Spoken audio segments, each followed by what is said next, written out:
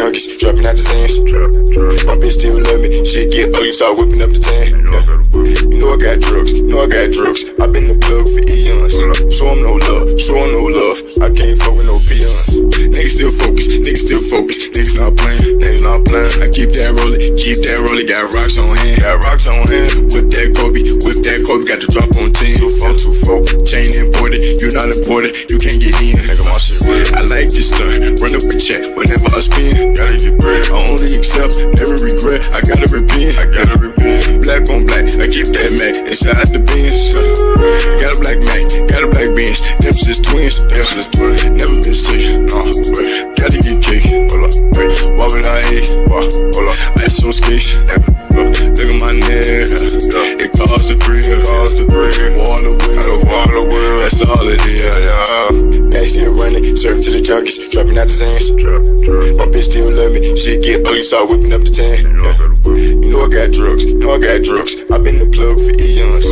Show 'em no love, I can't fuck with no peons. Niggas gotta get right, drop a dime on flakes, drop a lane on sight, drop a deuce on ice, they do some slay, bitch get on my tip, bitch catch my drift,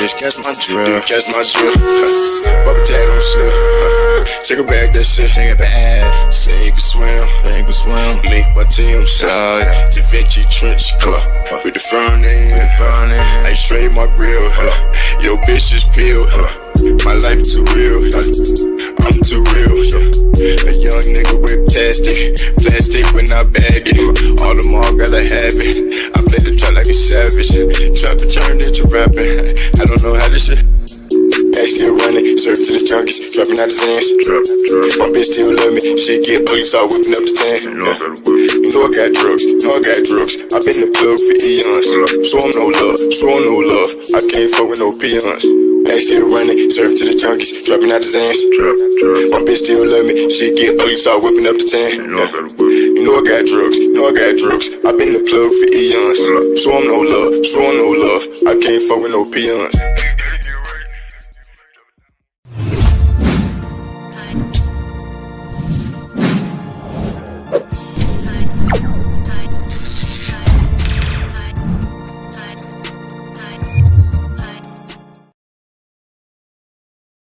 Yo, what's good? Oh, I know it's early. We doing an early stream today. I know I supposed to did went early yesterday. I hope my shit ain't lagging, looking look clear. But pretty much today we just got to talk about something that a lot of people been denying, man, and I'm kind of tired of it. A lot of people was saying Lavar was wrong. They was talking smack, when Lonzo fell, what I'm saying, they was calling him a bust. I ain't gonna lie, it was happening so much that I even was considering the fact of maybe he might be. He just might be, bro. I just had to accept the fact of that. And I fell in the trap of being wrong like everybody else was. Not a bus. Because we're going to knock out the Lonzo situation first. And after that, I'm going to drop the link, let everybody come live in the live channel, live panel, chop it up. Make sure y'all like, share, subscribe, get it out to more people. I know it's a topic everybody wants to talk about. Lamelo and Lonzo and the bigballerbrand got their own cult fan base, I should say. They definitely got their own cult fan base.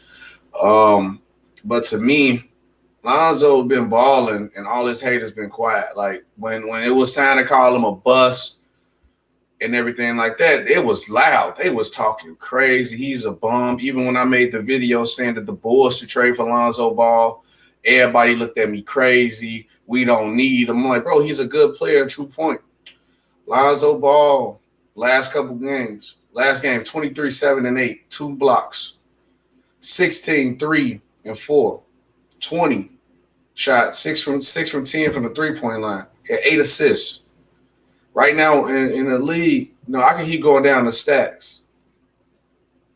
You know what I'm saying? I could keep going down the stats of like how he's been balling out. He heard the talk, and I ain't gonna lie, the Pelicans put him out there to raise his value because they're gonna trade him. I guarantee they reconsidering it now. I know they reconsidering it now because that's what I want. I want the Bulls to trade for him. I said, please go get him while his value is low right now because they don't know what they got. Now he's balling out. He's shooting at a higher percentage from 3, shooting at a higher percentage from 2. He's already a good defensive guard. He can run the offense. It's just that we get blinded so much of players or point guards, I should say, being scoring guards. So they feel like if you can't score at the point guard position, you trash. And that's not the case. Lonzo Ball is a true point guard. Now to the LaMelo point. LaMelo Ball has proven that Lavar Ball was right. One thing Lavar Ball said, my youngest will be the best one. My sons will be stars of the league. Right now, LaMelo Ball is leading all rookies in every stat category. Points, rebounds, assists, still leading all the major stat categories, leading. Putting up big numbers. And also got this Charlotte Hornets team in one of the best position I've seen them in years. One player can change that. He just dropped 30 with Melo when it was the Melo versus Melo show. And Melo pulled up 30. Then the game before that, put 24 and 12. His passing ability, his playmaking skills is good. He got the same skills as Lonzo, but he can score the ball, and he's more aggressive. All LaMelo Ball is a more aggressive Lonzo Ball. That's it. If Lonzo Ball can keep his confidence like how LaMelo is, you'll see the same player. A better defensive version of LaMelo, but you'll see the same player. They all play the same. So I say, man, LaMelo proving them right. He's going to win Rookie of the Year. Only way he's going to lose Rookie of the Year unless he fall off the cliff. He's running away with the award. And also, this draft class has been getting there's been a lot of shit talking about this draft class, and they actually pretty good. So I'm finna drop this link. I ain't gonna keep chatting it up about nothing. You know, I'm gonna bring y'all in. So if y'all want to join in and join the chat, hit that link, and I'll definitely let you in. Salute to everybody. Make sure y'all like, share, get us out to more people because more people might want to join on the live panel. But the link is in the chat if you guys want to join on the live panel.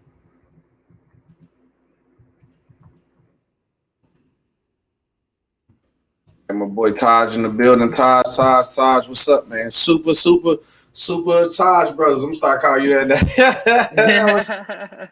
What's the word, Taj? Yo, what's good, SB? Yeah, Lamelo Ball, you know, he's been proving everyone wrong, you know, the way he's been playing. You know, he's been playing good, you know, he's so valuable to the Pelicans.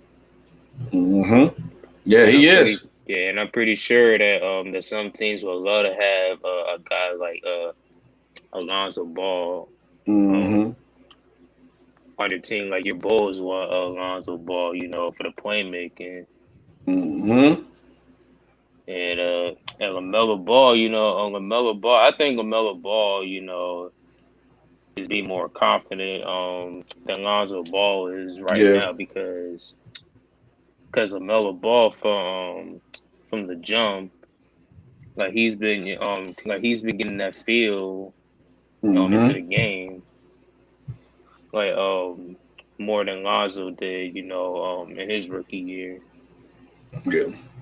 Yeah, and it's like I just feel like he's just a more confident version of his brother because he's not scared to shoot the ball. He's scared to score because his passing ability is crazy. And I do think he is better than Lonzo.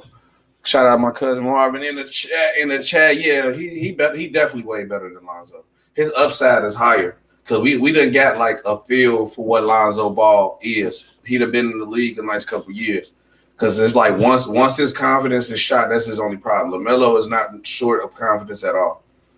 And I feel like, you know what, I feel like LaMelo Ball fueled the fire of Lonzo. CA3 tried to get in, but I guess it's not letting him in. He disconnected. Guess when he connected that mic before. Okay, there you go. CA3 in the chat. CA3 in the chat. What's going on? CA3. Salute. What's up, man? Shut up, man.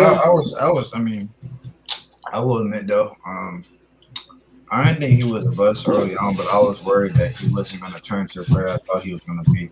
Yeah. I've been on the Lonzo train. Like at first, when he came in the league, I was a little disappointed because I expected him to be a little better early on, but I had to just start looking at his full game instead of looking at his numbers. Like his full game as a player, he's still a valuable player in the league, regardless of what he was early on. Like even when he was struggling early on, he was still a good defender and was still a great passer. His shooting may have been a little off early on, but hey, he still has some value in the league. And then you look into his second year, you saw some flashes. You saw he could get there, and then then his third year, you really saw you saw stretches where he really could show some, but it was just never, the consistency was never there, and he would get hurt at the wrong times.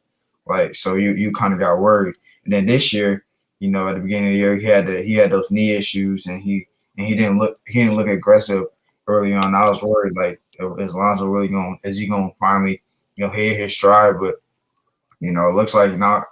It looks like happily he's hit his stride finally. Like, he looks like he's going to be really good. He looks like he's constantly getting better. So, one thing I would say about Lonzo, though, people can hate on all you want, though. That dude, he's gotten better every year he's been in the league. It's been baby steps, but he's gotten a little bit better every year. Like people were worried about his shooting early on. He couldn't shoot. Now he's one of the better. Now he's one of the best 3-point shooters in the league. If you look at it statistically, which is crazy. Which I never believed that he would have been one of the best. He changed his form a little bit. Yeah, like that dude's shooting 40% right now. Like, that's crazy. On like 7 attempts, like that's ridiculous. Like, and it's like with Lonzo, and that's why I was like, with him, I'm just so surprised of, like I said, with the shooting, because he had to adjust his form and changed it. And then everybody was questioning would LaMelo had the same problem because he didn't want to change his form.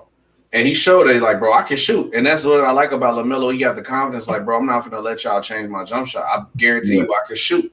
And he came in shooting threes because he might have games that he missed shots, but I feel like sometimes that's just on his shot selection. But you already knew that with him. Yeah, he just takes a lot of threes unnecessary. Yeah, he takes a lot of bad shots. The problem with him is just that I thought he would have to change it because it's not really a fluent motion. Yeah, it's not. At the same time, it's not really. I don't think it's really gonna hurt him because he gets it off pretty quickly. I mean, well, sometimes it's pretty slow, but it looks like he gets it off. It's like a confident shot. Like he has confidence in it. So that's why I don't think he should change it because it's just like he has a lot of confidence in it. I mean, and it's going in at a decent clip. So you change it. Yeah, that's what I said. I said I don't think you need to change it either. And then what to me was more valuable about like LaMelo is that like he can give you 20 to 25 points, but he can rebound the ball. His playmaking affects the game. He's not that bad of a defender. People say he's a bad defender. He's not that bad of a defender. He's been way above average. He's not that bad. That's all LaMelo. LaMelo's been a way better defender than everybody thought he was gonna be. Yeah, and then the one thing that I like about LaMelo though more than anything, because people will be happy to play with him because he's a playmaker, but bro, that man do not stop playing till the game is over. I don't know if it's because he's young or he just love the game of basketball, bro. That's so crazy. Yeah, he's trying to get the feel. He's trying to get that feel to the game. Yeah, and some people will say that he be like some people say when people just play that hard the whole game, they be stat chasing, but he don't be stat chasing, bro. Only time you probably can say that was like he was trying to get his first triple-double, which I don't blame you. If you're that close to a triple-double, who not going to go for it? You always not going to go for it. Who not going to make history for you? Yeah, but he ended up getting it back the next game. But the whole point is this, like, bro, that man played hard. Even when the play he ran over Draymond Green, I'm like, bro, this man's still playing hard, though.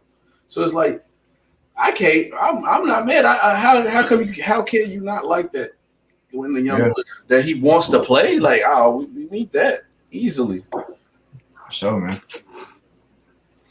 Yeah, I I was cheering for him, man. I can't lie. Like, I was cheering for both of those brothers, but it's happy to see.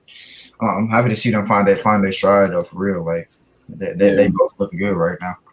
Yeah, and then I'm thinking the only problem I can say that they really have is they got that Coke fan base.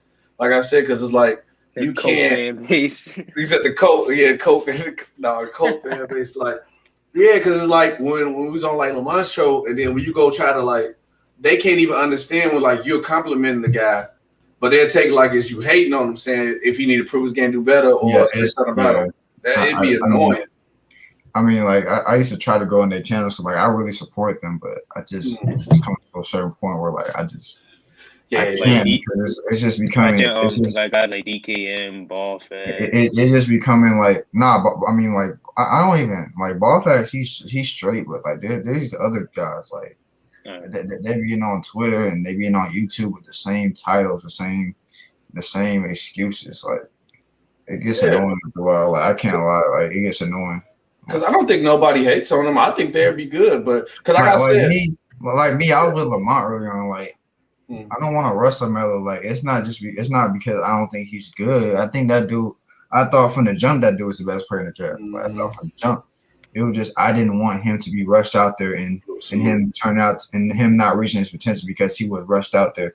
And then, see the thing is Lamelo. And see, the thing is, like, Lamelo benefited from not being rushed out there. You see when his time came, he was ready. When Devontae Graham went down and Terry Rozier went down, he was ready to start, and now he's not ready to start now. He's gonna be in that spot for the rest of the year and probably the rest of rest of his career for the most part. So because they didn't understand why we were saying they didn't understand why we were saying. Don't rush him, and salute J Mac, Pelicans fan. What's going on? He said Lamelo ain't fucking with Zoe. Nah, I think Lamelo better. I mean, you can hit that link and explain, but it's definitely close. But I got Lamelo by a decent amount. I think Lamelo's gonna be. I mean, I think it's kind of neck and neck right now, but I think next year Lamelo's really going to separate. It's not really far out. It's not really far out. But it's not as far out as what people saying it is. But because Lonzo's been balling this year, especially on defense, and he's been definitely been balling. And he's a better shooter than his brother right now. But Lamelo's a better shot creator, and Lamelo's less predictable.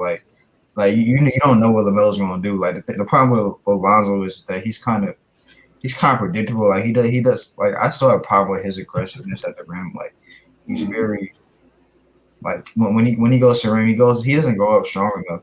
And like he's pretty predictable player. Like to me, like Lonzo, like he's really good in transition, but once he's out of transition in half court, he kind of struggles sometimes because he's not aggressive enough. But with Lamelo, he's good in transition and he can work in the half court because he's aggressive and he's not very predictable with his move. Yeah, I think what lit a fire under him though is that his brother balling out. That's what I believe lit a fire under him.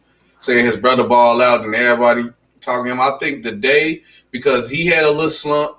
I'm gonna tell you the day that it probably hit him after he played Lamelo and Lamelo hooped him. And then Lamelo said, because I know how like I talk with my family when we talk smack. He said, "I'm Lamelo." After the post game, said, "I'm good. He ain't win. We got Mr. Big Chest in the building. He was like, I'm good. I won." So that already tell me in the family group chat, he already talking smack. Yeah, I got my first dub against you. You know what I'm saying? So I guarantee you, J Mac in the chat too. I guarantee you, Lonzo's saying that and got a fire lit on him. So we got Big Chest and J Mac in the chat. What y'all think about what we're talking about? We're gonna let Big Chest go first, then we're gonna let J Mac go. Well, Lavar Ball was right, about Melo. There's a reason why they call him Melo Dip because they say he be dipping in the sauce like that, but that's his nickname. But the thing, my thing is, I've been watching Melo since he was at Chino Hills, since 2015, since his 8th grade year and everything. And what I've noticed is that Chino Hills allowed him to basically do everything under the sun. No discipline, no remorse. He basically had the ultimate green light to do whatever he wanted to do. And what that did was, people say, he wasn't disciplined, but what that did was positively, it allowed him to experiment with things that really no other point guard really got to experience, like no normal point guard really got to experiment. He was allowed to try crazy passes, try to do stuff and everything, try to go stuff. But when he got to like Australia and everything, and his last year of high school, once he got that structure allowed him, it allowed him to discipline the things that weren't working, to discipline the bad stuff, and it allowed him to cultivate what was just raw talent. And you're seeing it now. And I'm glad that James Borrego actually let him start coming off the bench instead of starting him like that, because it allowed him to cultivate. And you're seeing that cultivation and fluidity. And as for Lonzo, his main problem is I said he wasn't, like, early on, outside of injuries, he was in his own head. Maybe it's the pressure because his daddy, and his yellow teeth, talking too much on First Take and Undisputed. But I'm like, bro, this is the same Lonzo I remember at UCLA that was hitting 30-foot step backs on mugs and everything, hitting, like, literally shooting from the logo at UCLA, shooting 40-something% from three. And I'm like, bro, just you don't have to care what nobody thinks, bro. Just play your game, bro. Just do you, and that's what he's doing right now. And I do think that LaMelo light a fire under him, because Melo's the only one that really, Melo's the youngest one, but he got the Lavar personality. And Lonzo got some of that too, but he likes to suppress that. I'm like, unleash your inner Lavar, bro. You just like your daddy. You don't be afraid of that, bro. Come on, bro. Yep. J-Mac, what you got on what we talking about? I definitely agree with that, Big Chat. You had a good point, some good points in there. Hey, salute SB to everybody on the chat, man. Salute, J-Mac. Salute, J-Mac. Man, it's a good topic, man. It's a great topic because I was looking at him last night, looking at his highlights, and I've been checking him out all year. And Big Chat said something very important. It's about mentality. I like both of them. Don't get me wrong. I like Lonzo and I like Lamelo. But you can tell Lonzo, his problem is his own self. He buys into the narratives that everybody talks about him. Where the younger brother, Lamelo, just goes out there and plays ball. You can tell he has the game.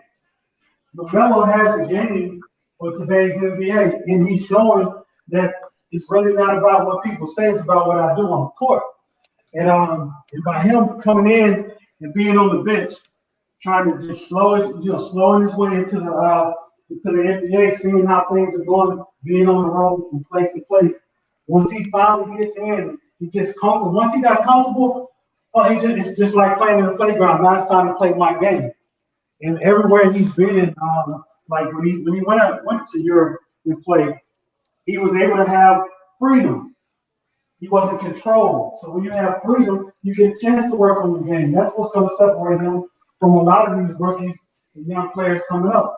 He had the experience and the freedom, and he had his dad instilling confidence in him. Whatever people say about LeBron really doesn't matter. LeBron has done something that a lot of dads can't say they don't. And it's up to but he can't play the game for him. He cannot play the game for Lonzo. He can get up there and talk about and campaign for his sons all day. But the proof is on the court. And I just like what LaMelo's doing, man. I like how he's adjusted to the game. I like his athleticism. I like his court vision. He's averaging 20 points a game since he's been a starter. His assist game is good.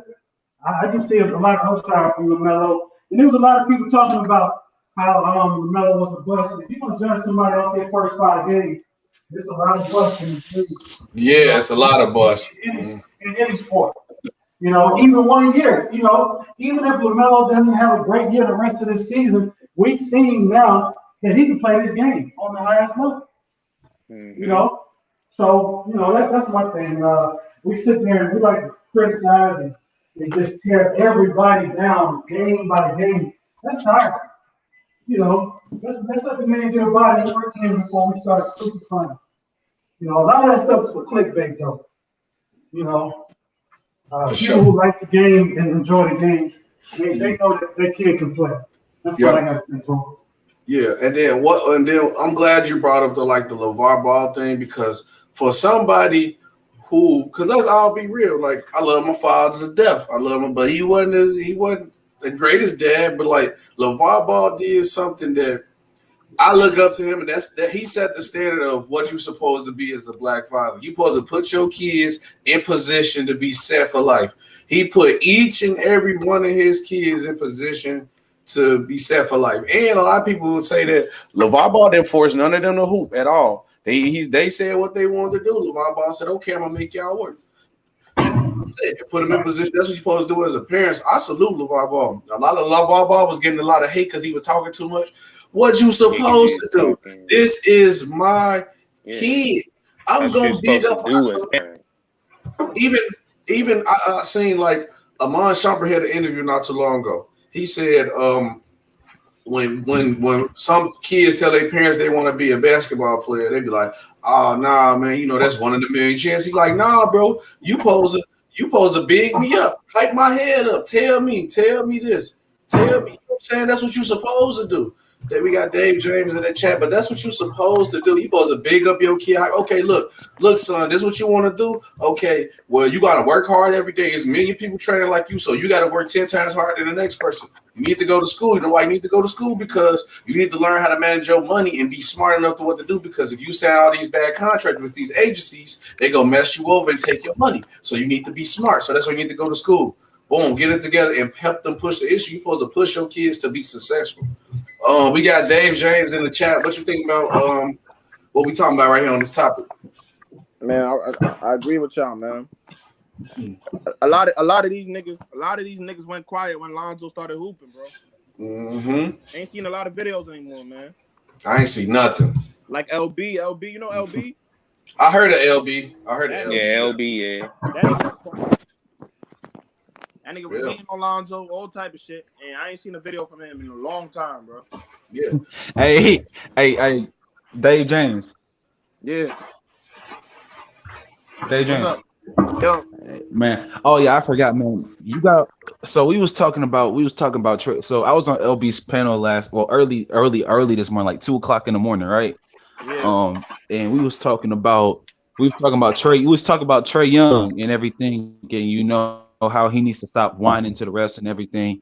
So we was looking up looking up his true plus minus, and you know Trey Young is ranked dead last among point guards, but like he was scrolling through the first page, and you know he said, and we all saw Lonzo Ball is top 10. He's top 10 in true plus minus out of all point guards. He's literally top 10. And as soon as he saw that man literally just scrolled down as fast as he could, bro. It's crazy, and bro. Like I told. That's what I'm saying, bro. Niggas hate Lonzo, bro. I don't know why this nigga hates Lonzo. Niggas don't ever want to give him his credit. But Lonzo has the triple single. Oh, this nigga's a bum. He's a bum. Nigga's a boss. I'm like with me, I'm cool with you hating on him. Like, okay, if you feel like when he say he trash, they trash. But when he hooping, keep that same energy. Exactly, bro. Keep that same energy. 23, 7, and 8 was the best team in the league, bro. Like, come on, bro. Niggas hooping. But like, you forget people. Here's the thing.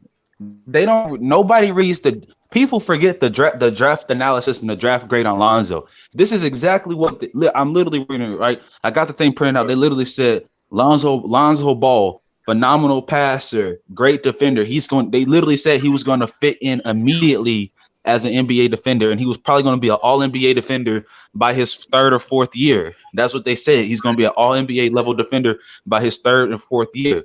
But what they did say, his offensive deficient, he's going to be a work in progress his first 4 to 5 years. Because yeah, I agree, bro. Exactly. And I'm telling niggas, once he gets that shit all together, I'm telling niggas it's gonna be crazy. It take like people think like let's be honest, he had a broke jump shot. I mean, I know he was shooting 41. He fixed that. But thing is, but like it takes time to get you've been shooting one way for let's say 18, 19 20 years. 19, you've been shooting your way like ever since you shoot the same way ever since you was a little kid. And then now you gotta change your shot form, you gotta change how you live, you gotta change how your shot motion is, you know, make sure it's a one motion coming off your right side instead of your left side and everything. And you know, you got to do that. You got to do that. And and that was the confidence thing because he had to get used to the confidence thing. And it's the same thing with Melo. If we being honest, Lamelo ain't got a jump. He ain't got a pure jump shot for him like that. It's kind of ugly. He got 3 different jump shots. Down, though. I don't think he gonna change. He's knocking it down. He ain't gonna change it. He gonna change his jump.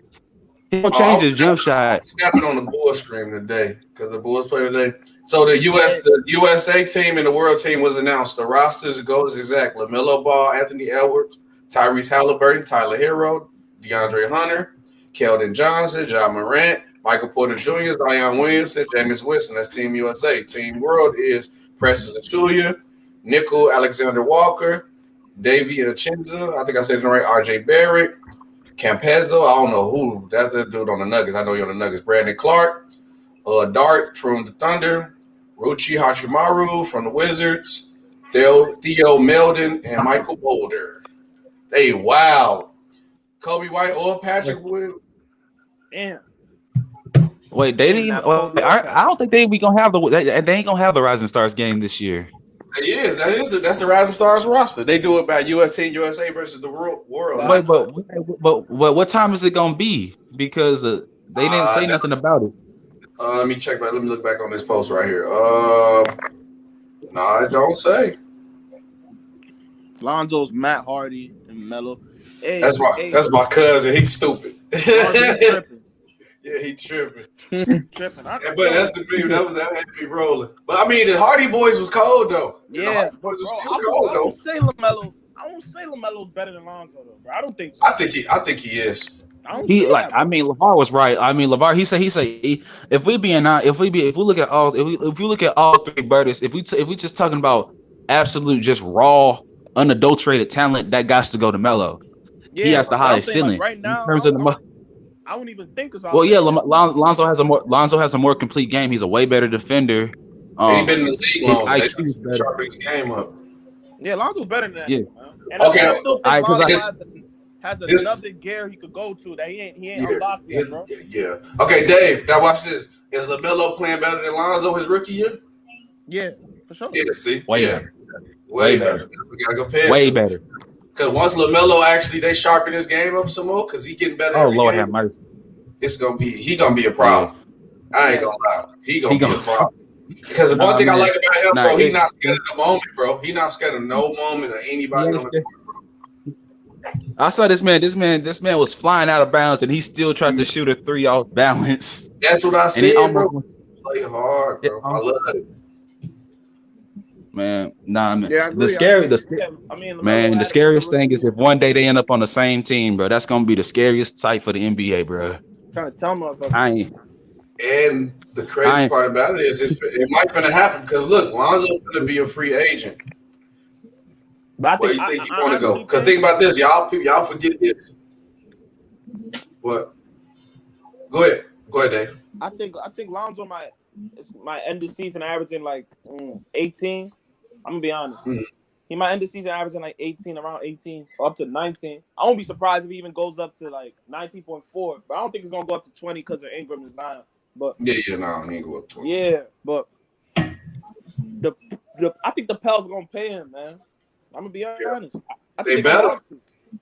If they don't pay him, I'm gonna tell you like this: if only way Lonzo don't go to the Hornets, because the reason why I know he might go because when he had that interview with him and his brother before they played, he said we never talked about playing together. We always talk about playing together. So they already talking about playing together. You know they play together. Now, I feel like if they don't throw Lonzo the bag that he can't turn his way from, he gonna go to the Hornets. They better not throw him that Kuzma money again. Bro, that's what I'm saying. They better not throw him that Kuzma money again. You don't know what Lonzo's gonna be in 2 years, bro. And yes, he's gonna be nice, bro. He's gonna be really nice. That's why I wanted the Bulls to trade it for him when the Pelican was dissing him and his value was low. I said, go get him now. I got a whole video on my channel about the Bulls need to. Hey man, back in January, you could have traded him. We could have traded Saturansky in the second round for him, bro. Yes, I was like, go get him. Dylan, you think the Bulls can still get Lonzo? Nope, his value too high right now. We got to give up too much. Because niggas knew he wasn't gonna be playing bad for this long. I say still go get him. Yeah. At the end of the day, if we could find a way to trade for Miles Turner and then try to get Lonzo Ball from the Pelicans, we'll be straight, bro. I feel like we'll be a solid playoff team. That'll be a nice young core. We fix our problem defensively in the paint, and we fix our turnover problem with point guard. That's our only two problems with the Bulls right now. Turnovers. We got my boy True the King in the chat, but that's all. True King, what you got on with? Man, I'm telling you, when he gets it on, bro. Yeah, it's ugly. I don't want to go predict the future, bro. I'm telling you, it could be scary, bro. It can't be scary, yeah, for sure. It gets scary. True the King, what you got on what we talking about, man? Bulls need to go get him right now. He's too valuable, bro. I don't think True here yet. Yeah, True right here. Yeah, keep going, Dave. But yeah, because I don't think True here yet. But yeah, no, I wish we do need to get him, but he's value too high though. Now I don't think the Pelicans want to trade him no more. I don't think they do. I don't think the Pelicans want to trade. We got Go Mike in the chat. Big three. Yeah, Go Mike in the chat. Yeah, I think they don't value him enough though. Yeah, bro. Bledsoe, who gonna take Bledsoe? I don't think nobody gonna take Bledsoe. Nobody got trade value. He over there washing away in the Pelicans. They gonna be stuck with him. I ain't gonna lie. Unless they buy him out. Yep. That's what's hurting that game. Yep. They do, because he not no shooter. He not no shooter. Make the wrong plays. It's good here, man. Man.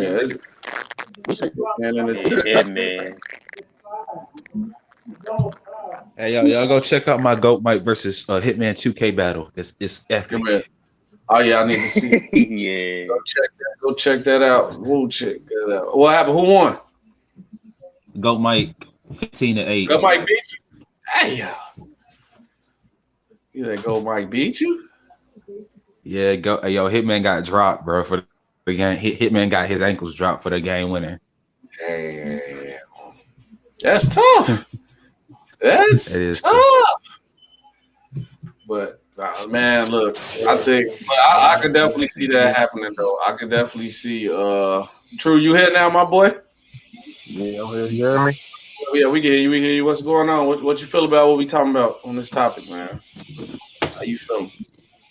Lonzo. Oh shit, everything. Lonzo, Lamelo, shit, Lavar Ball was right.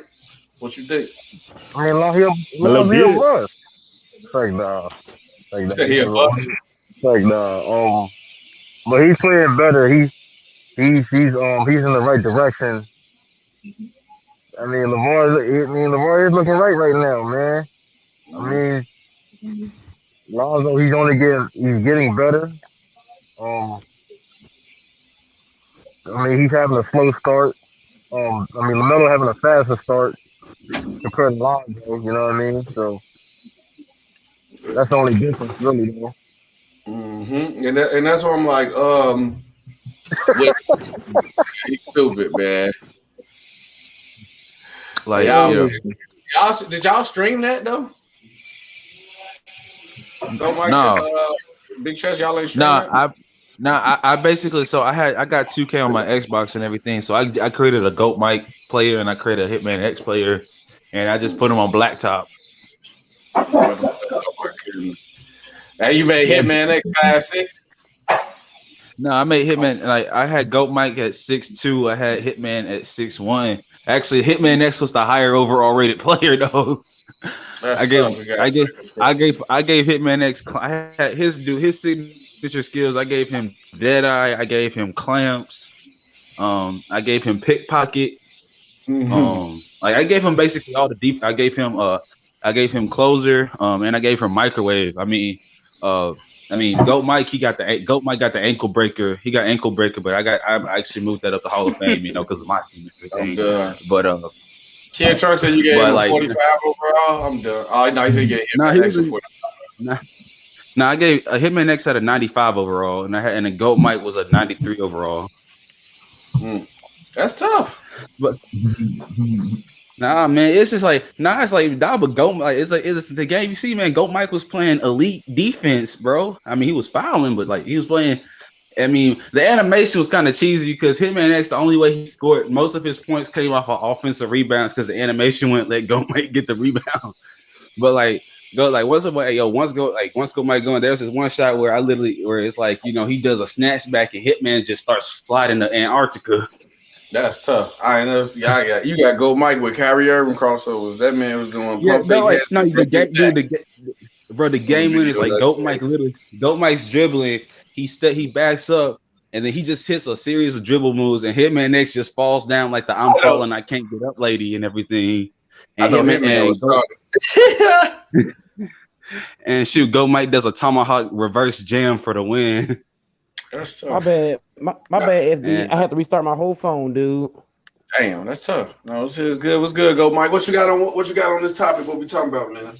You started to cook it. Hey, I've been telling Cats from day one.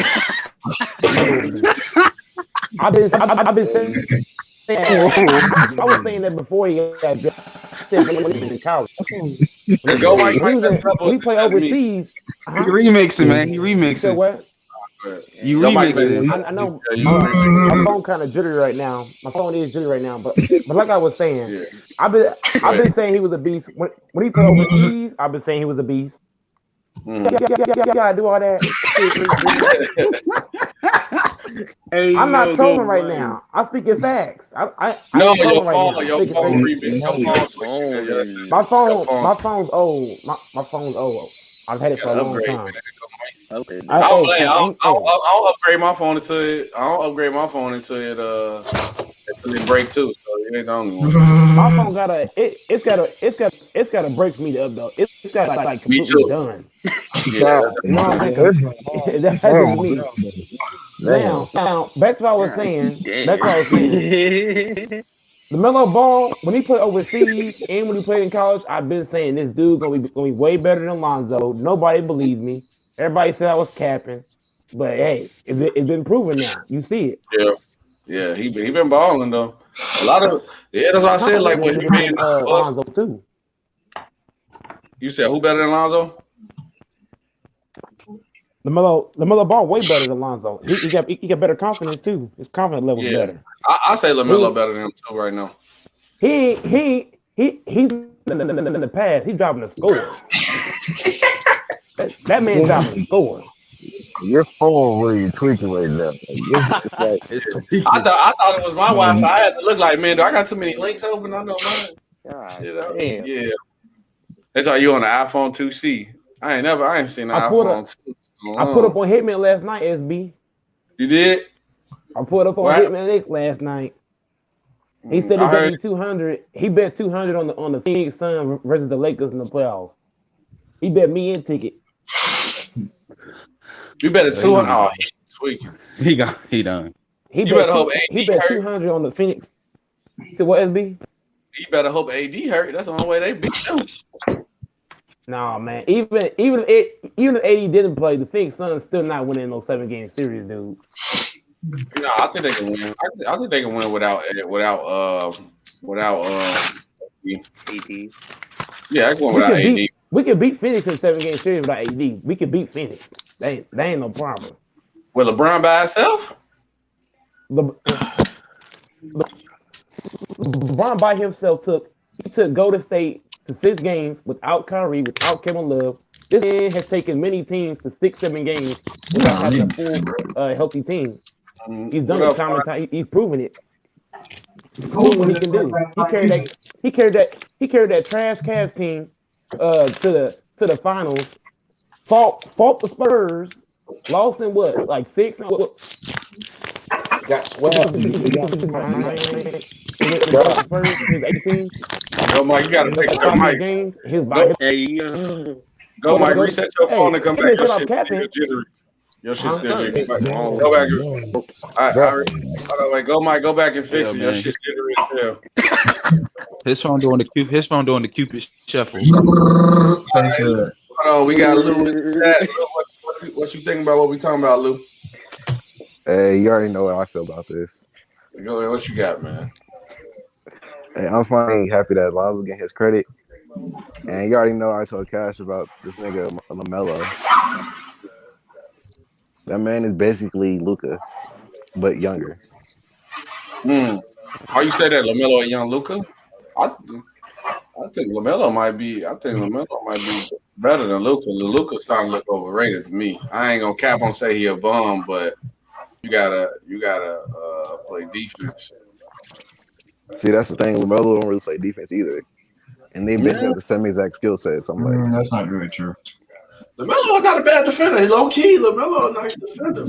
Well, a good defender this year. 14, 15. So is Lavar. How you feel about Lavar Ball being right? Because it's crazy now. I feel like if Lonzo came out hooping like how LaMelo hooping now, Lavar Ball would have been crazy. But I guess now I think maybe he got a lot of stuff going on with his family. Maybe why he not talking smack, or he just like he's sitting back like I told y'all, so I ain't got to talk no more. He probably somewhat happy as possible right now. Lonzo's averaging like 17, 7 and 7, and LaMelo's going off. That man's going crazy right now. He's just probably laid off and not trying to start nothing right now. Yeah, this is my question for the panel.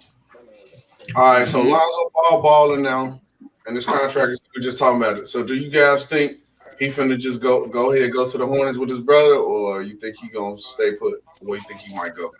I think he's staying in the Pelicans unless they throw him that bad. Get down, shit. Yeah, I think he. Anybody? What y'all think? They might low key throw him back. The way that Brent Ingram and Zion are talking about him, they better. He might stay. He might stay. Just I swear. How much you think? You don't think he's going nowhere? No, he's too valuable to Zion and Brandon Ingram because they need to play with a player that's a family guy. Right. Right. Because he's valuable, so yeah, he's gonna have to, stay and get to that.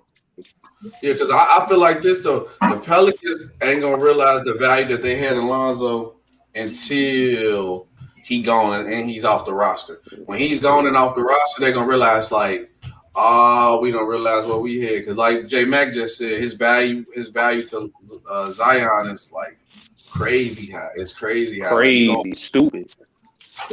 Like he helped his game a lot. Like the only way Alonzo is gonna lead the Pelicans is if someone tries to trade for him. It depends on them. For me, it depends on the money. Now, if they try to be disrespectful and offer him that Kuzma deal again, he got to go. I mean, right now he's playing in the works. I'm gonna just say in the range of $95 million to $115 million, and it possibly go up to $120 million depending on how he finishes off this season. But if they try to pull that stupid stuff, they tried that 3 years, $50 million thing again, bro. He got to go. And if he goes to the Hornets, we might see that whoever Chino Hill's offense again. Bro. Okay, hold on, wait. Salute. Hold on, I gotta shout this out. Salute to the Cash Out Fonty. Sent $10 to the Cash Out. Said keep working, fam. Get at me soon. Bet. Oh, bet. Oh yeah, okay, bet. I'm gonna hit you up. He says, Salute, keep working. I'm definitely gonna hit you. I'm gonna hit you on email too, my brother. Bet. I definitely need that info. Shout out Fonty. That's my boy right there. Money making. I call him Money Making Fonty. So if y'all want to get on with the sports bets, he's a really good sports bet. Man, I have not heard a parlay from this man that won't make you no money yet, bro. That man be on the money. That's why I call him Money Making Fonty, bro. He be on the money.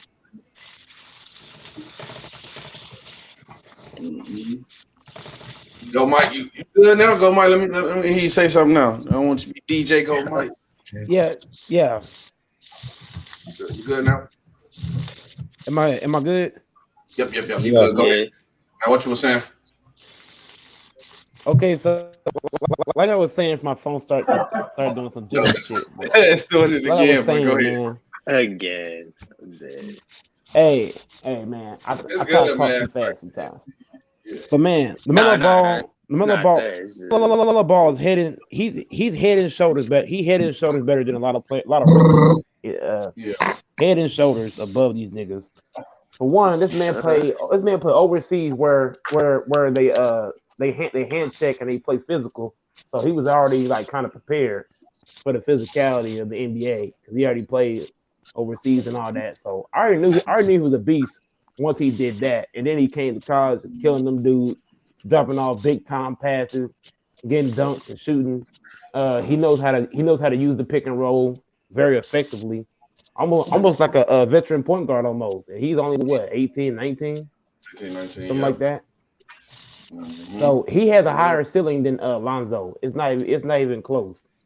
Yeah, I 100% agree with you on that. Lamelo Ball, he can actually run an offense. Lonzo can't run an offense. Oh, that's cap. That's cap. Not like Lamelo. I was with you until you said that one. I was with you. Hey, SB, you Lonzo can run better. He has a higher IQ than Lamelo right now, bro. You got to fix that, man. SB, you think Lonzo can run an offense better than Lamelo? I ain't gonna say better. He can run it just as good. No, sir. Melo can run the offense. Melo can run the offense. Bro. Who in their right mind will take Lonzo over Lamelo? Who doing that? I mean, because it's a lot of people. It depends on what you need. Because Lamelo brings a scoring aspect to the same game that Lonzo plays. No. You're not taking Lonzo. In no circumstances, you're not picking Lonzo over Lamelo. Thank you. Nobody. I knew he was true. Nobody's doing it. I understand what you're saying, but he can do it all. But listen, the thing about Lamelo got a higher ceiling than Lonzo do. I mean, Lonzo getting better himself.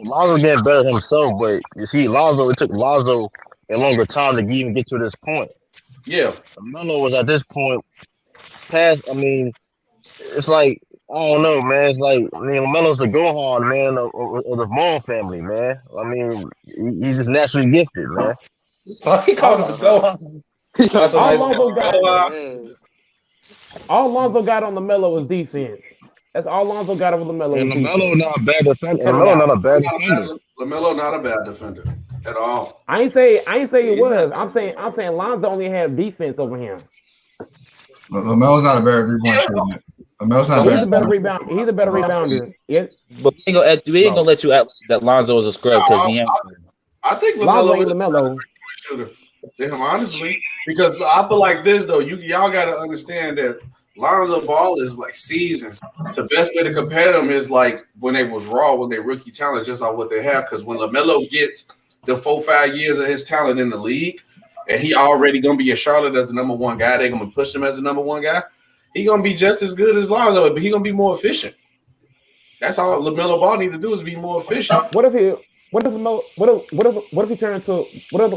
turn into a superstar? You said what? I'm saying what if Lamelo turned into a superstar and Lonzo just turned into an all-star? That means Lamelo way better then. Yeah. I'll say LaMelo better. Hold on, we got a conversation.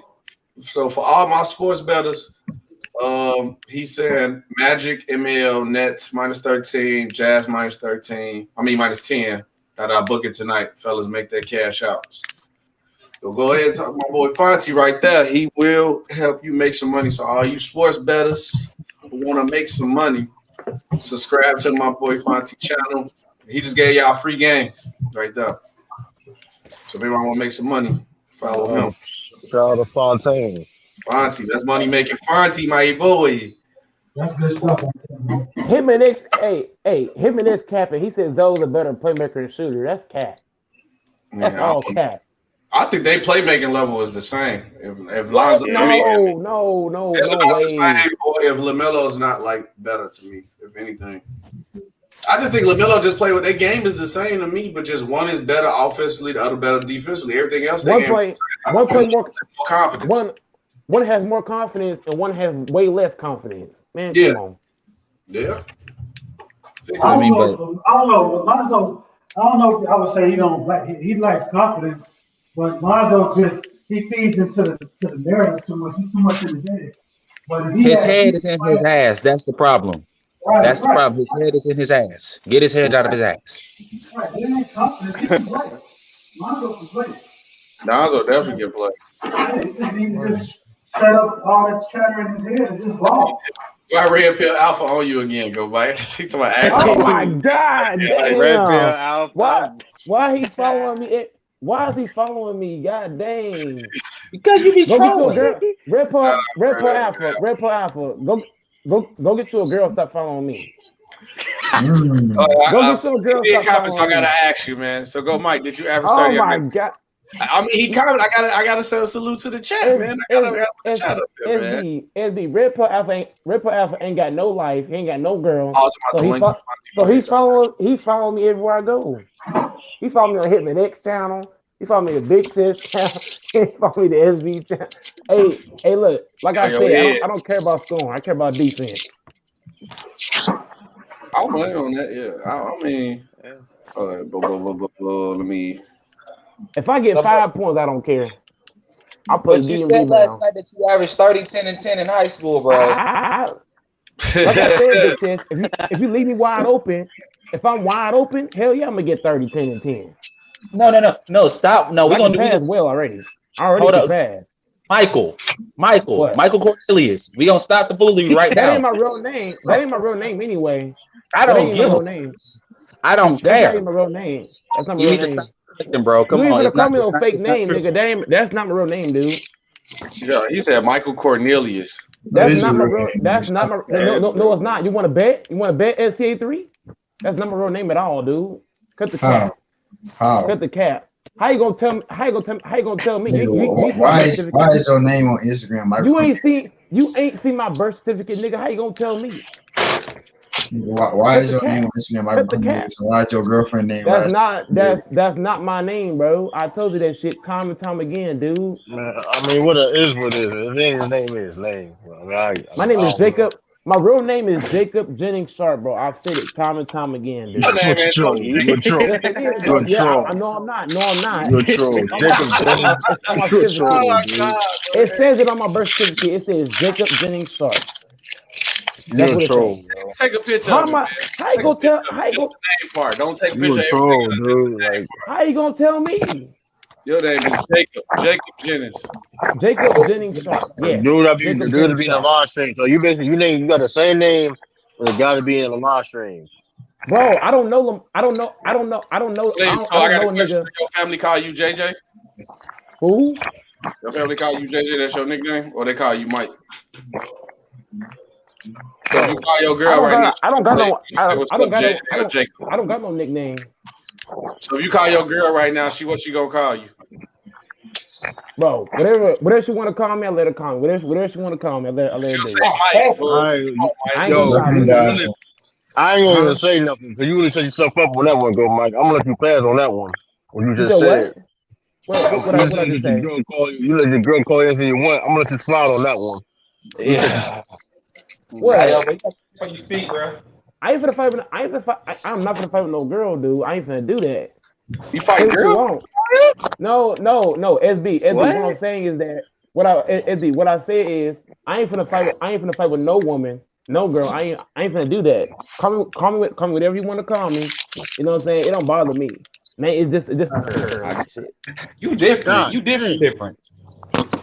You said what? His phone different. I mean, you gotta take offense to it. It ain't that serious.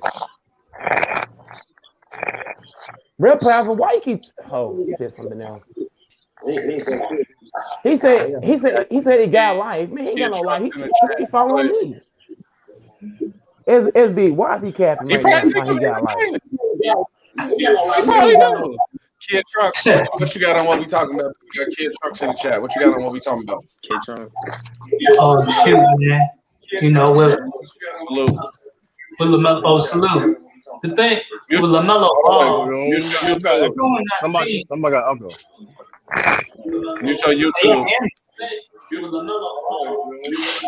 Yeah, hear me. Yeah, hold on, wait. Yeah, Kid Charles, you gotta mute your background. That's you. Or you hear me? Yeah, we hear you now. Go ahead. All right. The thing with Lamelo Ball is he's more aggressive. Mm-hmm. Soon I seen him beat his brother in the game. I was just like, yeah, it's over for me. The Ball was right. Basically, you groom your youngest son to play against, older men somewhat. Y'all don't know, Lonzo Lavar Ball put his son 1 year in the upper grade level to play against his own brothers in high schools and stuff. So that instantly gives him an advantage in every way. He knows he's more offensive minded. Well, no, I won't say probably 100% offensive minded, but he's just more aggressive than me and more of a scorer. And he's coming off the bench doing something like this. But when Lonzo Ball, when he had Magic Johnson gave him the keys to do whatever the fuck he wanted, and he came out like this. But Lamelo, he's coming off the bench putting a 30 triple double. He had 5 games straight with like 27 some points. What? Hey, Kid Trump. Trump. Can I say one thing? What's up? I was gonna say this one thing. Lonzo has had the better team, and he still can't do what the Melo Ball is doing. Yes. He's had King James. He's had Brandon Ingram. Brandon Ingram averages 25 points a game. We got Zion Wilson averaging damn near 20 something. And you mean to tell me you still can't do what Lamelo Ball doing? And he got Terry Rozier and off-brand niggas. Man, come on, bro. You goddamn right. Well, he does have Gordon Hayward, but Gordon Hayward, he ain't better than LeBron. Gordon Hayward's not better. Yo, chill out. Gordon Hayward is one man. Gordon Hayward is one man. Chill out with that. I ain't even talking about Gordon Hayward. That's one score. That's one score. Miles Bridges, not all brand. Is Miles Bridges playing better than Brandon Ingram? I'm asking a question. Is he playing better than Brandon Ingram right now? Miles Bridges. No. SB can't tell. Oh my god. He ain't playing better than Brandon Ingram. His access. That's not the Brandon Ingram playing. Mega facts. Brandon Ingram is way better than Bridges. What y'all talking about? That's not the point, though. That's my point. Lonzo has two dominant scorers on his team, and he still can't do what Lamelo Ball is doing. Cut it out. Gordon Hayward is one man.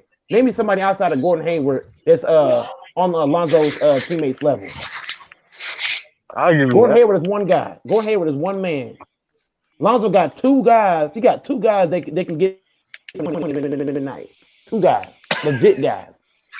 You got Zion and Brandon Ingram. Both of guys get 20.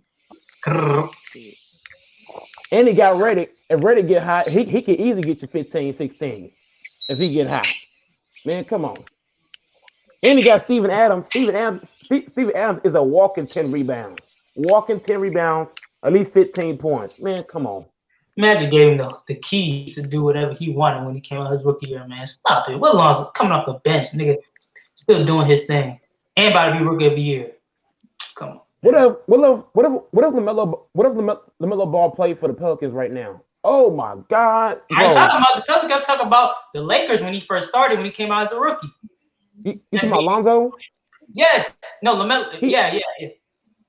Lonzo had all that help on the Lakers. He had all that. He had Josh Hart, Brandon Ingram. He had all them guys for help. I mean, he couldn't do much with that team. Yeah, but what if Lonzo played for the Celtics right now? You said what? What if Lonzo was a point guard for the Boston Celtics right now? They would be in a better position than they are. Bro, that's cheating, bro. You got three dominant scorers. You got Brown, Tatum, and Kemba Walker. He would average 10 assists. He would average 10, 15 assists playing with them guys. All the guys are scoring. But he would look a lot better, right? Bro, Tatum was an all-star. Brown is an all-star. Kemba Walker was an all-star. You got 3 all-stars on one team? Bro, that's not even fair to do, bro. It's not fair, dude. But Mike, replace him with With They're all Lonzo. all-stars. They're all all-stars on Boston. You put Lonzo on a team full of all-stars, man. He gonna dominate. Got 3 He's not all-stars. an all-star right now. Hey, all right, Mike. He was Mike, an all-star though. Mike, Yeah, he was. hold up. I'm gonna ask you this: is Lonzo Ball playing good basketball right now? Has he played great? Has he played complimentary basketball over the last 25 games? Bro, I'm not saying that Lonzo's not playing great. That's not what I'm saying. What I'm saying is Lonzo's not playing nowhere near the caliber of Melo Ball. I agree with you on that, but here's the thing. You forget he's playing good in spite of Stan Van Gundy, because one, Stan Van Gundy is playing Brandon Ingram at the point, especially in clutch situations. And that's probably the reason. That's most likely the reason why they've lost a couple of these games and everything. He's their best scorer though, Big Chest. He's their best scorer on the team though. Just because he's their best scorer doesn't mean he's their best. Doesn't mean he's the best person to run the offense. Lonzo's the best person. That's true. Just because you're the best scorer doesn't mean you're. I mean, Lamelo. Because I knew Melo Dip was gonna be good even when he'd been playing varsity since he was in 7th grade. So basically since he was 12. So I knew that man was gonna be special. Cherry picking. No, you want to fire the coach, man. You want to fire the coach, Big Chest. You want to fire the coach, Big Chest, huh? You want to fire the coach? Nah. Get him out of here, huh? It's not firing the coach, but I'm like, Lonzo. Here's the thing, Lonzo got enough. We all know Melo gonna have levels to him. But here's the thing, Lonzo got another level that we all know that he can get to. He has to be pushed. The difference is the past couple of years it's basically health and it's basically want to. And I think now Lonzo's starting to get his head out of his rectum and starting to realize that I don't have to care what people say. I can play basketball. And that's what he has to do. His brother don't even care, bro. His brother out there playing the whoever offense he's saucing up everybody in sight. Jump shot look ugly as heck. He has 3 different ugly jump shots, but she's still yakking him up in everything. It's all about confidence. And I'm not saying Lonzo's better than Melo because Melo has the much higher upside, but we got to give credit because Lonzo has found his niche. And if he keeps finding his niche and he keeps doing whatever, if the Pelicans don't pay him and he somehow ends up in Charlotte, and somehow Lavar Ball's little aspirations and dreams will come true, which I do think he'll come true. If that happens, man, Big Chest. I got a question. If Lonzo come over there, who team is gonna be? LaMelo or Lonzo's? Who team is? That's a good question. It's gonna be Melo. It's probably gonna be Melo, because if you look at how they play. So if you look at, I'm gonna say, and I know this is high school. You can't compare high school to the NBA, but if you compare the 2015-2016 Chino Hills team, the team that went undefeated and won the national championship, that was Lonzo team. That was Lonzo. Lonzo basically led the team, and he led the team in assists, rebounds, steals, and everything. But who got the spark in the offense? Melo led the team. Melo was second in the team in points, but he was high. He had the highest usage rate on the team. Mm-hmm. And basically how they ran is that Lonzo was basically the brains of the organization. But whenever they played a good team and they needed a bucket, they either went to Melo or they went to Jello. So Lonzo, so it's gonna be like a code thing. But if they need like a crunch bucket, the team's gonna be handed over to Melo. I'm just gonna say that right now. Let's be honest, y'all. Let's be honest. Lonzo Ball did not start balling until LaMelo Ball came in the NBA. Cut the cap. I mean, he wasn't a bum though. That's what I'm saying. He wasn't playing like a bum. He saw that LaMelo Ball was getting all the shine, and then that's when Lonzo started turning up, dropping 14 and all these points he's been putting up. He saw LaMelo Ball was cooking. He said, "Okay, I can't have my little brother outshine me on the NBA floor," and I came in the NBA first. So that's why Lonzo turned up to me, because he saw LaMelo Ball. He's like, "Oh, I can't have this." I think LaMelo Ball was the one talking smack to him. He had the right to talk smack to him. He had the right to. He was balling. Whenever you balling, SB, you ain't gonna talk smack to nobody if you balling. Yeah. Oh yeah, of course. I'm talking smack all the time. I talk smack when I cook. You know what I'm saying? Be cooking people up all the time too, man. That's what I'm saying. So that's why Lonzo turned up. He was like, ain't no way my younger brother can outshine me. Okay. And then I got another question on another topic. This was gonna be my first idea originally for the video, but I went to that's when I asked y'all, but I feel like we could just talk about both anyway. Let me share the screen on the topic of the picture. Pretty much, okay. Was we wrong about this the 2020 draft class? This draft class is better. Everybody said it was like this enigma. We don't really know. It's only really the top 3 guys. We don't know about Lamelo. Lamelo not good. Now you got people like Lamelo hooping. Even Peyton Pritchard, who's balling out. Patrick Williams doing good. Tyrese Halliburton. And Emmanuel Quickly is balling out. Probably is still in the draft. So what y'all think about this draft class? Was everybody wrong about it? Is this really good, or because they didn't have no training camp or nothing? That's why I give them more credit. I mean, I don't no training camp, no summer league. Yeah. Whoever said that, man, y'all right though. Hold on, wait, let Jay back go. Let's see the thing about it is, I didn't mean to cut you off, but the thing about it is, we judge draft classes after a few years after a couple of those guys get accolades and stuff like that. So it's kind of unfair. They balling, no doubt. They look real good. So if we said it was going to be garbage, then of course that's wrong. But in a few years, when a couple of those guys start getting accolades, we'll look back and be like, yeah, that's pretty damn good draft, you know? Yeah. And with Common Renegade, I'm gonna let you go. Yeah, it's definitely still early, but I just feel like it was a lot of talking saying that this draft class was probably gonna be one of the worst we've seen, and they still came in and hoop. But go ahead, C3, what you were saying. And I think Go Mike was saying, or was it? I think Go Mike was saying. I don't know what you're talking about. What I was saying, like, I mean, it's been solid so far. I mean, of course, you're gonna have your media narratives that they're gonna feel a certain way and kind of, you know, to classify as one of the worst drafts ever is kind of like it's hard to do that, you know, like just right off the bat like that. Like, I don't understand what makes you feel that way. Like, you know, you don't know you don't know these guys don't come out and hoop, you know. So, I mean, yeah, I mean it's a solid. I mean, it's been solid so far, man. But of course, you're not gonna know how good the draft class is until years down the line, you know. But so far, it's been a solid draft class. You know, you look at, there's been some solid middle 8 picks that surprised people. You know, yeah, I can definitely say Emmanuel Quickly might be the steal of the draft.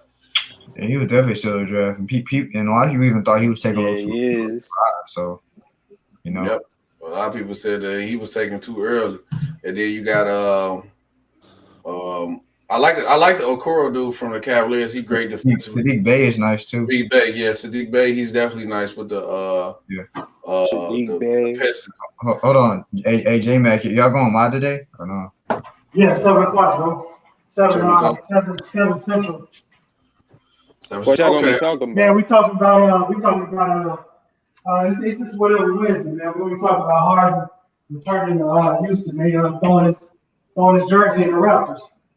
Yeah, which is well deserved, but I feel like we knew his jersey gonna get retired. They shouldn't even announced it. I don't know why people were in the comment section. I saw like one place where they announced it, and people in the comment section were talking about, well, why did he deserve it? I'm like, dude, he's more than qualified to get his retired. Like, hey, I ain't gonna lie though, bro. He had a great career. I'm gonna say this too though. When we was talking on what's the name channel when we was about what Harden should rank in the top 50, even though we know he gonna be in the top 50, but sitting back thinking about it, he might be top 50 already.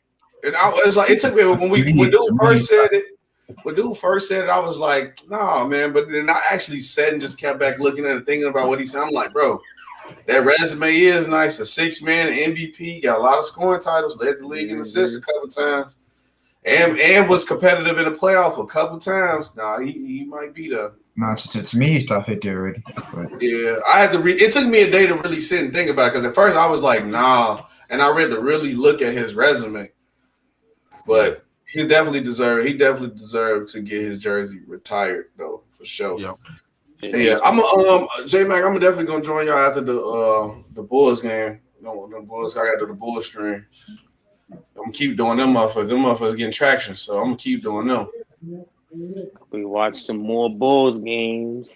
Mm-hmm. Yeah. Everybody likes it. Yeah, you feel me? I got to see when they next game because they was like coming like every day, bro. I'm like, bro, I might have to skip a day, bro. Put this shit on just the scoreboard. The mega facts. Renegade Cap Sports, man. Renegade coming here with this capping. Renegade, what's up, my boy? You gonna tell the mega facts, aren't you, Renegade? Where's the cap? Nigga already know. You feel me? You know how we coming over here. You feel me? Yeah. Renegade, you got your spray cranberry, man. Hey, SB. What up? SB, we on the Latrain. I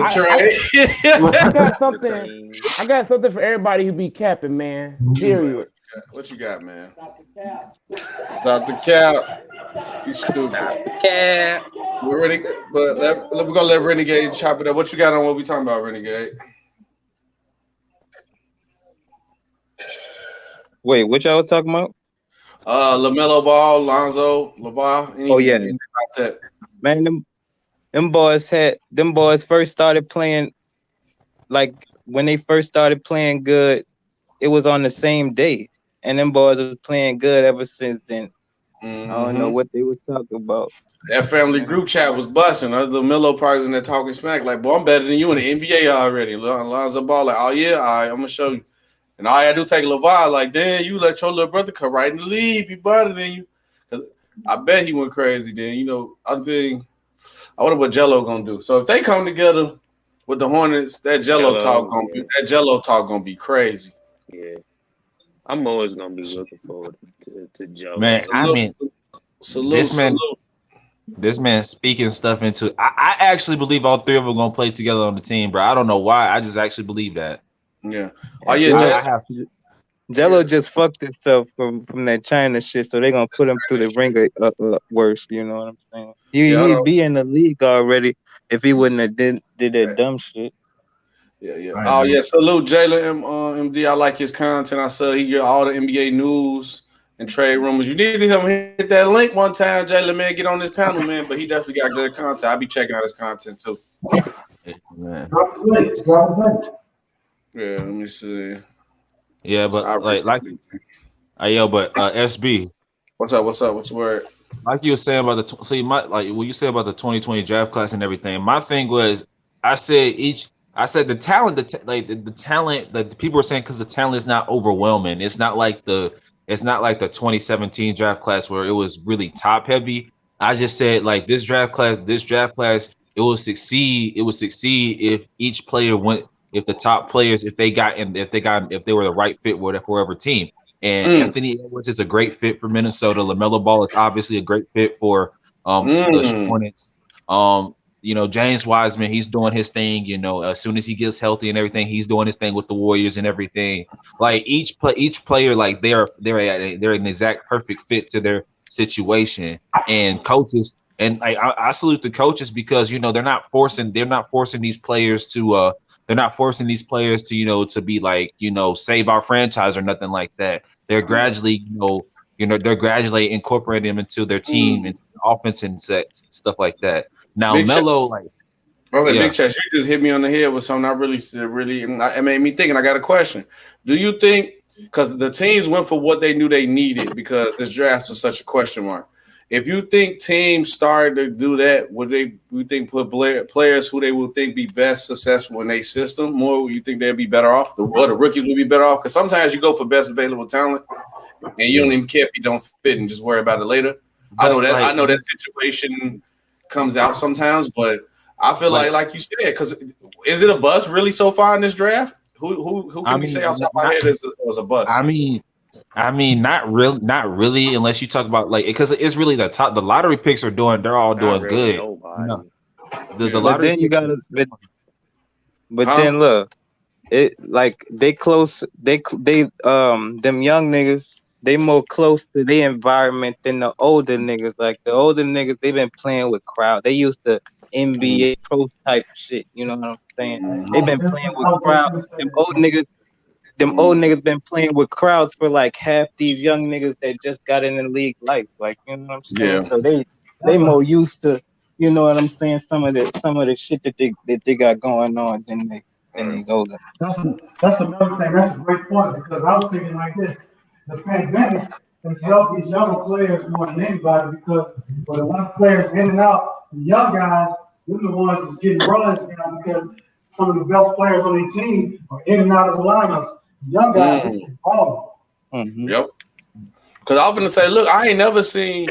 I looked up like the rookies' stats and I looked up all their minutes. There's so many rookies this year playing like 30 plus minutes, 28 minutes. I ain't never seen this many rookies play this many minutes. And then they playing every other day, so they got the leg to do it too. Mm-hmm. My old dude's like, nah, we can't do this. Y'all just take the flow, bro. But the NBA needs to rethink their strategies. These teams, we've been sitting rookies on the bench for years and years and years, and now we're saying, well, if you just let them play, now we can see what they're working with. Mm-hmm. Anything else? I think that really helped out a lot too, and let the rookies play the G League. The G League really helped out a lot because you had somebody go out there balling. Green. You got even Porter from the Rockets. He down there looking like LeBron James, busting they. He busting their heads, bro. I'm like, bro, he need to go ahead and come up to the league. I just hope, man. I just hope he got people around him that's gonna keep it. That's gonna like be good influence around him, though. Yeah, I hope so too, because he's a great young talent. He's a great talent. But like you said, SB, like with the whole thing, it's like I don't think it's rare. It's rare. Like I think because in the past, like you look at let's see a draft that wasn't like top heavy talented. Like you look at the 2012 draft, okay, and you look at that draft. I think honestly we can say the best player out that draft, or one of the best players out that draft was Klay Thompson.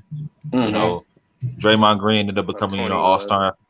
Yeah, that draft class, and then like you look at, but it's rare that you're gonna have a draft class like that. Like the draft class upcoming. Like this draft class is loaded with top level talent that they have generational players like the Cade Cunningham, Jalen Greens, Money Bates. Basically you got a couple deeper like that too. But it's going to be deeper. But you know, in drafts like this where it's uncertain, you know, you gotta make sure your team scouts know what they're doing. And you know, GMs don't fall in love with just a certain player because they might not be, you know, the player for them.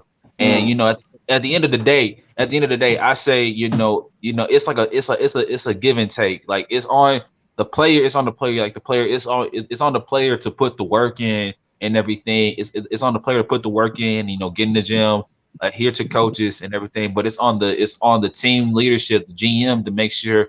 Okay, I got this player. I want to make sure I want to make sure that I have everything around him set up. So when he comes in, he doesn't feel like that he has to save the organization. You don't want another, like as much as we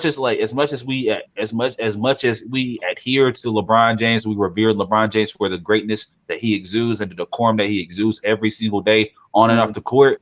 He shouldn't have had to do what he had to do in Cleveland his first 7 years, bro. That burden should have never been placed on him, and that's on poor management by the Cleveland Cavaliers.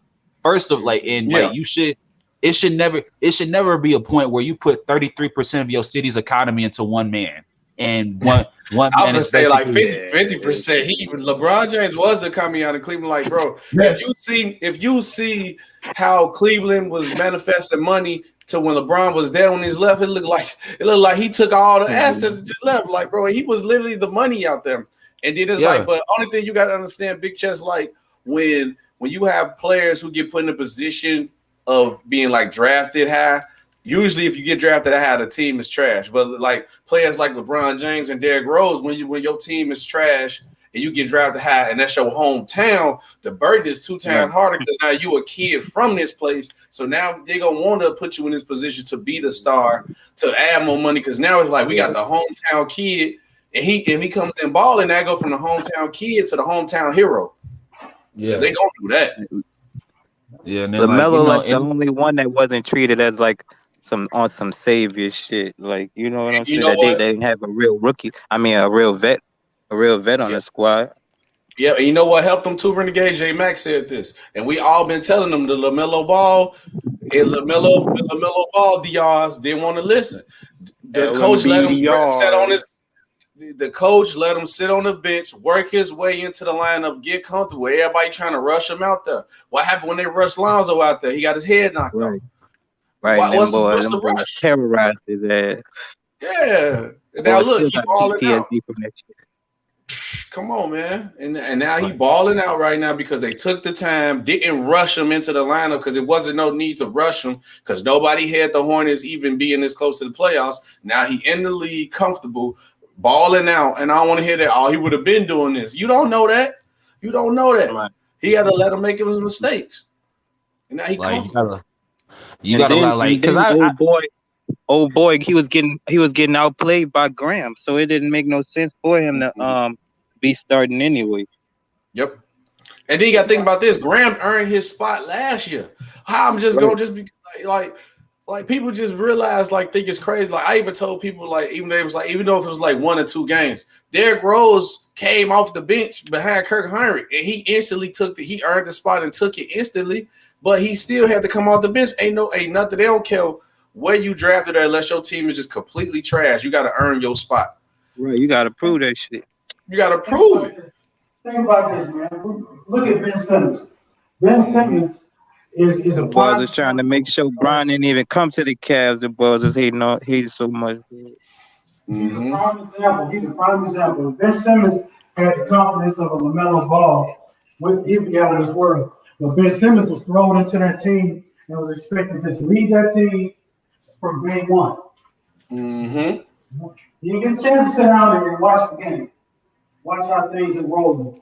Yep. He redshirted. And then he came back ready to go.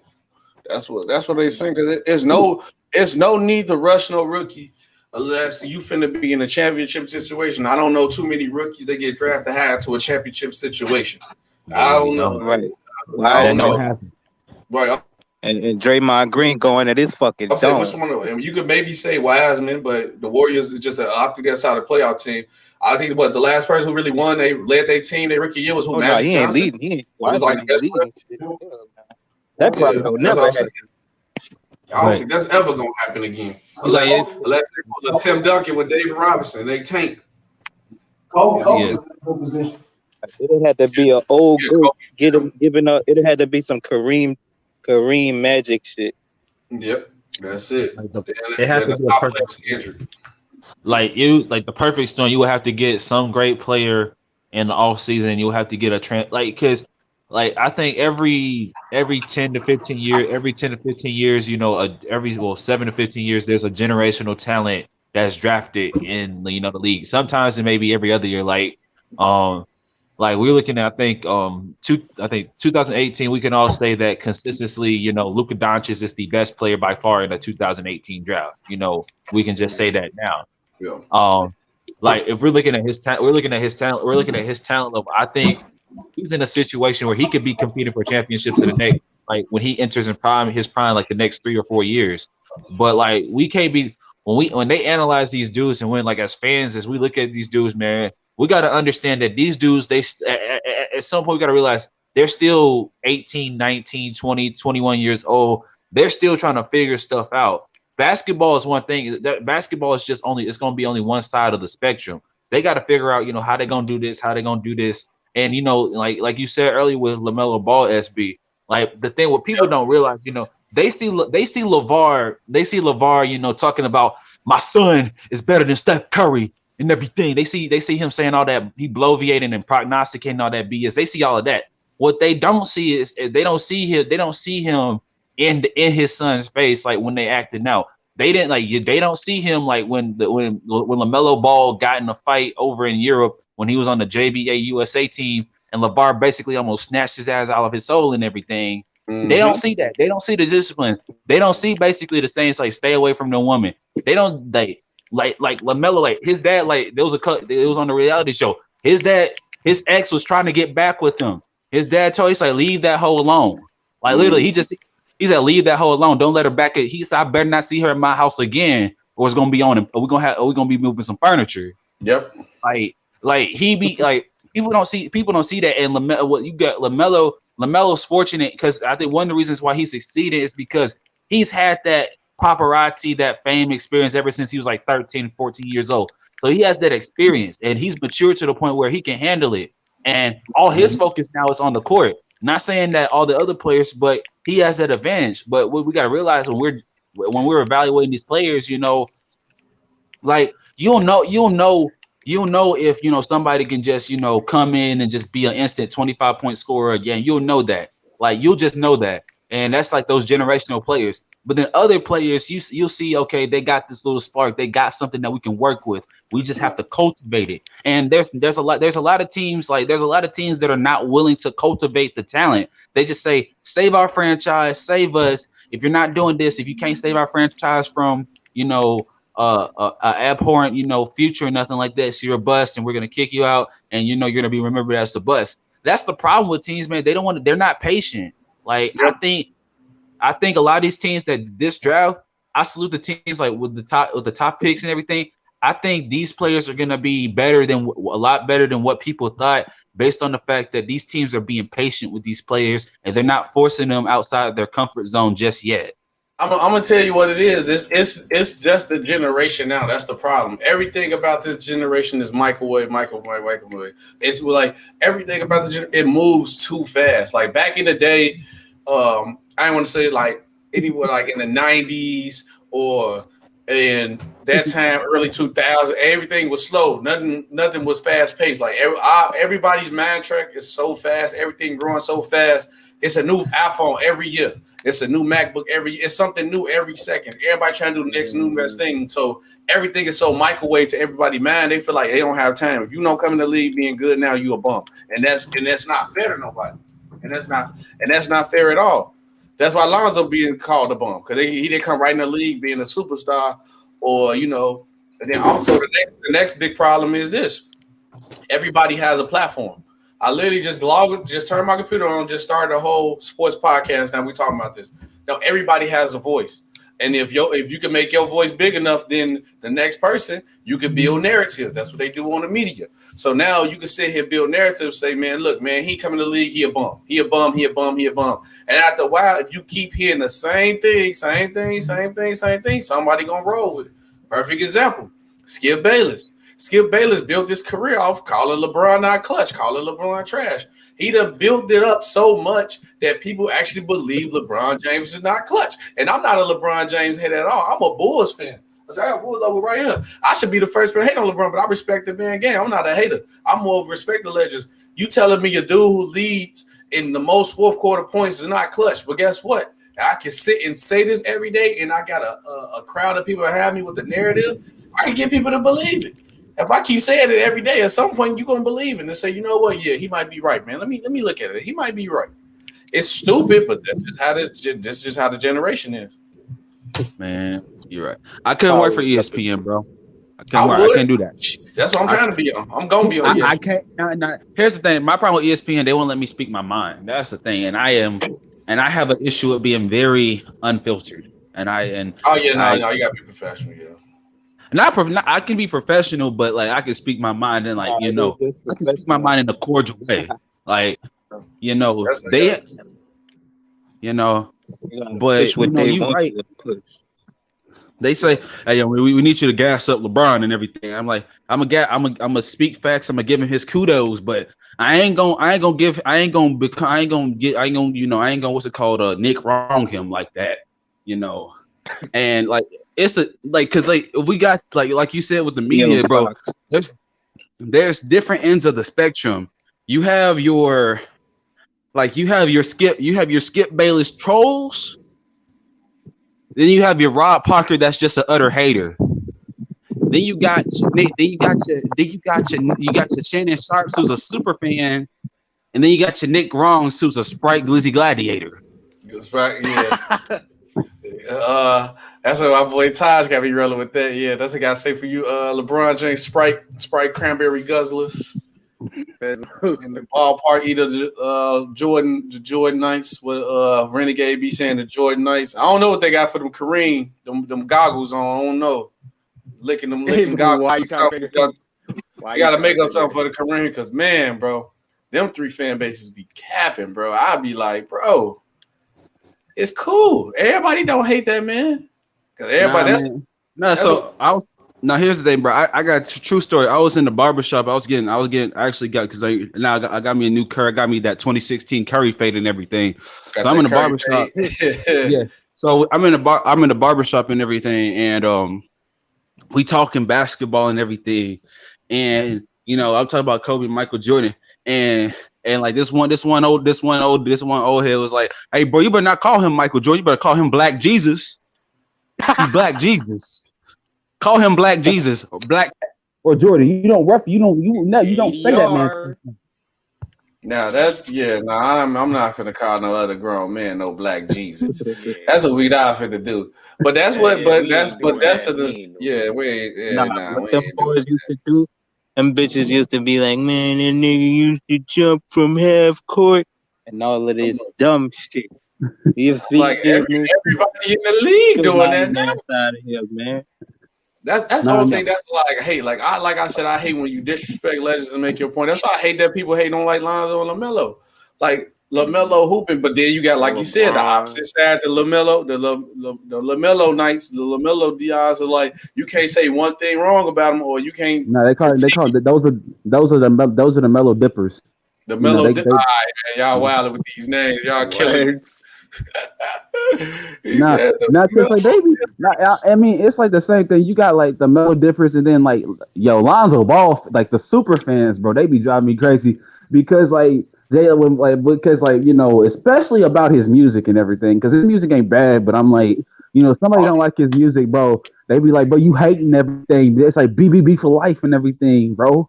It's like he said we ride for the game, bro, and everything. I'm like, and it's to the point where it's comical, but it's kind of bad because all these different fan bases of singular players. I mean, what's it called?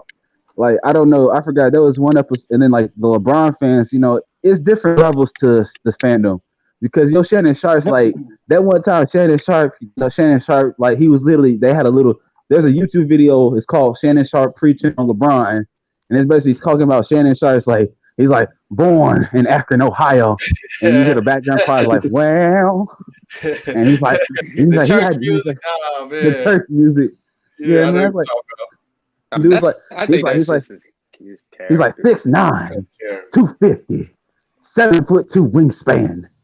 I think that's just his Akron, Ohio. But Nick Wright be dead ass. He beat bro. That nigga Nick Wright be Nick Wright be topping that man off like this man. This man been talking. Like this man be like literally, and Chris Broussard called him out. He basically said the reason why Nick Ron don't even have he doesn't have a media vote in the MVP is because he be topping off LeBron like that. Yeah, you can't be biased, bro. It's cool. Like, bro, if he honestly feel like bro, really LeBron, because Nick Wright is a smart dude. He can literally debate you and tell you why LeBron to go and make some good points, but it's just like he be guzzling the Sprite so much, bro. He can't breathe, bro. He gotta chill, bro. He be how many Sprite cranberry? How many Sprite cranberry cans you have, my nigga? He got the whole 6-pack in. He got the he got the Sprite he got the Sprite cranberry. He got the Sprite Zero. He got the Sprite lemonade. I'm like, bro, chill, bro. We get it. I'm like, because I got LeBron number 2 on my list. Man, because he can beat a GOAT, but he just he gotta calm down. Hey, yo, I got another joke. LeBron fans be pouring Sprite cranberries on their leaves. All right, man, I'm done with you, Ty. Nah, man. Hey, yo, man, the ultimate Bron hater, Mr. Rob Parker, but he's more known for his hate. He just be like the old school. He paid on everybody. I like LeBron, but I ain't no Bron rider though. Yeah, I like Bron too. I respect him. I respect him a lot. Yeah, I respect him, but I ain't gonna be I ain't gonna be. The thing is, I'm not gonna be. You ain't never gonna catch me with the GOAT mask on. Lakers jersey. They get paid for that. They get paid. They get paid for that. But that is his character. Yeah, because guess what? That went this the first day he did that, it went viral because they know how Skip is about LeBron. They planned that already. Because now Skip be trolling now with the jerseys. He ain't wear a goat mask yet. Yeah, but I ain't gonna lie, Skip be ballparking too though. Because you call a man out the day Skip went on a soliloquy about Kawhi Leonard. The day Skip went on a soliloquy about Kawhi Leonard. And he's like, "What it do, baby?" You know, and I started cracking up, bro. What he do? That cringy ass. No, I was rolling when he said, "What Uncle? Pass me the stogie. Where's the Henny? Where's the stogie?" Hey, I want some. He said, "I want some Henny." You want some Henny? Yeah, man. But no, it's like you said. They show it be entertainment too. That's one thing that I learned. Like, because the reason why I slowed down, like. I used to be like when I first got into the really taking this serious to do this. I used to be just like everybody else, just numbers. In the you know what I'm saying? Just try to fact check and beat everybody. But sometimes when you got to actually have a show, you got to be more entertaining. Because sometimes people get bored like just hearing stats all day. Because that's the case, I could just go look it up. You know what I'm saying? I mean, that's why they be roasting like nah. That's why they be roasting Gideon on Ticket's channel because that man is a encyclopedia. Yeah, it's like people don't want to hear. It's still a show at the same time. Like you just gotta have half fact and then drop your opinion, or make sure you got the facts to make your opinion. You know what I'm saying? Make your opinion relevant. You know what I'm saying? I mean, is it this bad for football though? Like, is it like are they worse for football or are they worse for basketball? What you mean by what? Like the fan bases. Like, I mean. Football is definitely worse. They still treat the 85 Bears like they crazy. They still treat the 85 Bears out here like they the Golden State Warriors and they ain't win since 85. They only won one Super Bowl. Yeah. And then it's like Bulls. Like, they still a Bear town, bro. Even when the Bulls won all them rings, bro, this still is a Bear town, bro. It's like Bear, man. We got 85 Bears on my y'all ain't yet to draft a good quarterback, like a actual elite quarterback. I mean, come on, bro. Yeah, either, bro. Come on, bro. Wait, so y'all still supposed to trade the house for the Watson? What's up? Y'all still a Bear town after that doink? Yeah. Yeah, they still. I'm not a Bears fan, Renegade, but yeah, bro, they treat the 85 they treat the Bears like they walk on water out here. I'm like, bro, that's how I be all my Bears fan homie. I'm like, bro, they don't be winning like that. The reason why you ain't a Bears fan is because they're fans. Right? Or a Matt Nagy face. I never forget that. What up, go Mike? I just figured out where did I get that? You know what I'm saying from Renegade. Renegade, from Renegade. You know what I'm saying? I just figured, I was like, why do I keep saying this shit? Then I was like, I heard Renegade say, I was like, oh, that's where I got it from. Yeah, Taj killed me with these new jokes. LeBron fan sports, right? Having their weeks. Hey, now they point on it. No, they point. They got the what's it called? Wait, what's LeBron's other food that he be sponsoring? I forgot. There was another LeBron. He be sponsored by another company. I forgot. I don't know, but I ain't gonna lie. Them old LeBron Nike commercials used to be fire though. On Spike with multiple LeBron James. Them commercials used to be fire. Remember that McDonald's commercial with LeBron and White House? Oh yeah. Yeah. What you got in the bag? Big Mac fries. He's like, I played for horse for it. Right. But no, they wasn't eating that shit like that, man. Hey, Taj, I got you, bro, boy. Here you go, right here. We're gonna start putting this picture up.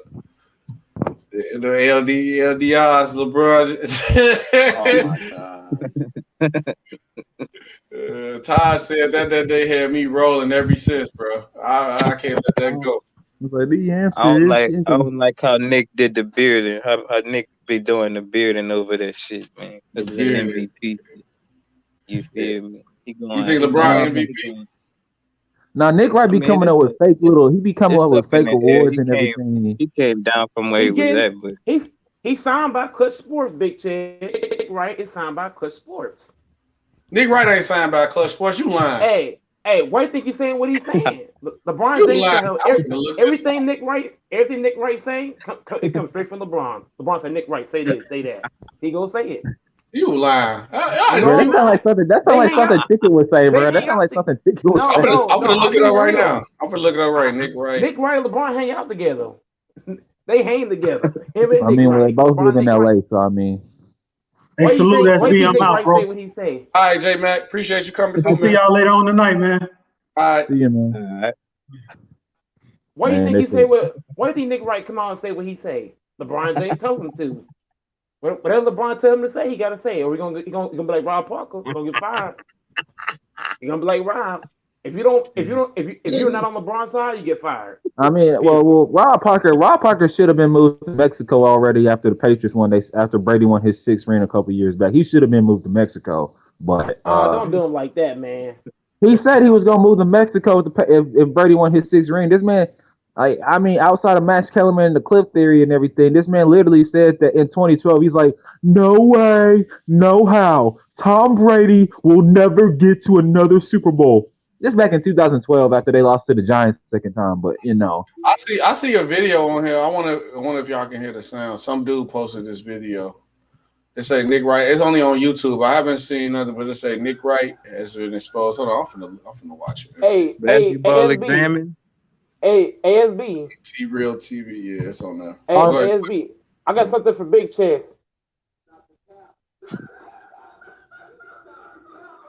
Stop the cat, Rob Parker. Stop the cat. Now, it's not even happy at this point. That man is just a straight up hater. I'm done. Hold on. I'm finna look it up right. I'm finna watch this video right now. Hold on. Go ahead. Y'all nigga Jalen Rose with the hating yesterday with his picture. Rob Parker would never go no damn Mexico. What the hell? He got a house out in Cabo though. I ain't gonna lie. He do got a house out in Cabo. He ain't gonna live out there. He be flexing on that, like he's like, I got a house out there in Cabo, and then you got Cabo barely even. That ain't no Mexico. Hey yo, bro, but yeah. You know Nick Wright, LeBron hanging together. That's why he say what he be saying. I mean, Shannon Sharpe and LeBron be hanging together. Kendrick Perkins and LeBron be hanging together. Thank God they got Ryan Hollis off of ESPN, because I swear I was like, man, the stuff he was saying. Lord, they only got Skip Bayless on TV because he got the biggest contract, I think. Skip Bayless dude. Yeah, Skip Bayless making like $11 million a year. Skip Bayless finna re-up, bro. Actually, him and Shannon Sharpe finna get a payday, bro. Because Shannon Sharpe finna get that $10 million contract like Stephen A. You don't think Shannon Sharpe worse than Nick Wrong though? No, Shannon Sharpe plays a character, bro. Like if you ain't no excuses. He's still right. He's still but here's the thing, he's only on that show. You forget he goes on the herd and everything. And if you actually hear him being like an analysis and what he's doing and everything, the man can give good analysis. It's just he plays a character on the show, just like Skip plays Nick Wright's character. Nick Wright's playing a character too. Nick Wright actually believes Nick Wright believes exactly what he says. Nick Wright worships LeBron. This man got LeBron's draws hanging in his room, bro. Big chest. Shannon be more emotional than that boy. Here's how I know. Back then, whenever Nick Wright first came on TV, he said that KD was the best player in the world. That's how I know LeBron James paying him to say what he said. He was saying that KD was the best. Then he said Kobe Bryant was the best. Then he said this guy was the best. Nick won't go where the money go. I mean, back in 2014, Shannon Sharpe said Jordan was the best, and he came on First Take, and that was Skip's last year there. So what is Shannon Sharpe doing right now? Shannon Sharpe. He's the official LeBron. He's the number one LeBron super fan in the world. Yes. That's what he's getting paid to do. But he ain't saying outlandish stuff though. He got on his knees though. Brandon, what happened in the video I just watched? Brandon Marshall just said it, but I haven't seen other facts behind it though. He just said like, yeah, man, Nick Wright is with Clutch Sports Management. Watch, you gonna be on the next documentary or something like that. So I don't know. It sounded like he was joking, but I don't know. I wouldn't doubt it though. SB, I told you, SB. You said I thought it was. I doubt that he's on Clutch. Didn't I tell you? Didn't I tell you I SB he was don't think signed he's with on Clutch Clutch Sports? Sports, but it's 100% proven. He got LeBron's drawers in his bathroom hanging up on the wall. He getting paid. Jock straps. He getting paid to hang them. He getting paid to hang them drawers on his wall. He getting paid for that. He getting paid. He getting paid for that. So you saying he getting paid to hang? He getting paid to be a jock? That boy B's in the building. What up, B? We got the What's cat up, Grandpa? killer. We got the cat killer. What's up, Grandpa? Don't come in here with your B? cap lock on, man. What's up, Grandpa B? What's up, Grandpa? Grandpa B? Oh, hell no. That's my grandpa right there. Bees. Ain't my grandpa Bees. Oh no. On YouTube. On YouTube. Bees. On YouTube. No, my grandpa on YouTube, Bees. I ain't your pappy. Hey, Mike. What up, wait, Bees? What's going on, Bees? Not much, man. Just getting online. What y'all up to? What y'all talking about? Pretty much that Lamelo Ball proved Lavar Ball right, and Lonzo Ball hooping in his haters quiet right now. Then we just chopping it up about ending everything. Oh, what he proved him right about what? That he was the best one out of all his brothers, and then he was going to be a decent player. But pretty much, yeah, he was the best one out of all his brothers. Yeah, he the best one. That shit usually happen like that. My little brother was the best too. Yeah, you get all the chance. Getting your ass whooped by your older brother all the damn time. And that's exactly what it is, right? Mm-hmm. Because I got two brothers, right? Mm-hmm. So the baby, he gets he gets to play with older people, younger, right? So he gets to bring his skill set along far faster than the other two brothers. And Melo went to Lithuania on there, balling out. Yeah, it's funny because my little brother, it worked out that way for him too. And then we talking about how these LeBron DRs be shoving these Sprite cranberries down their throat. No, I'm playing. But hey, go Mike might have said something. But I don't know how true it is. I just seen him say the video. He said Nick Wright worked for Clutch Sports. So he do. Nah, that's not. No, he don't. Look at the stuff he say though, B. Look at the stuff this man say, bro. He don't work. If he did, they wouldn't dare put him on put it on paper. No, anybody go against LeBron. If you ain't Skip Bayless, you fired. No, I don't think Nick Wright worked for Clutch. He just he's just the anti-Skip. Yeah, that's it. Why they fire Rob Parker then? No, Rob Parker not fired. He still Rob Parker not fired. He still works there. You just got to realize he just don't want to show up on studio because all of this shit he just said that got his ass. They fired. Didn't they fire Will Kane?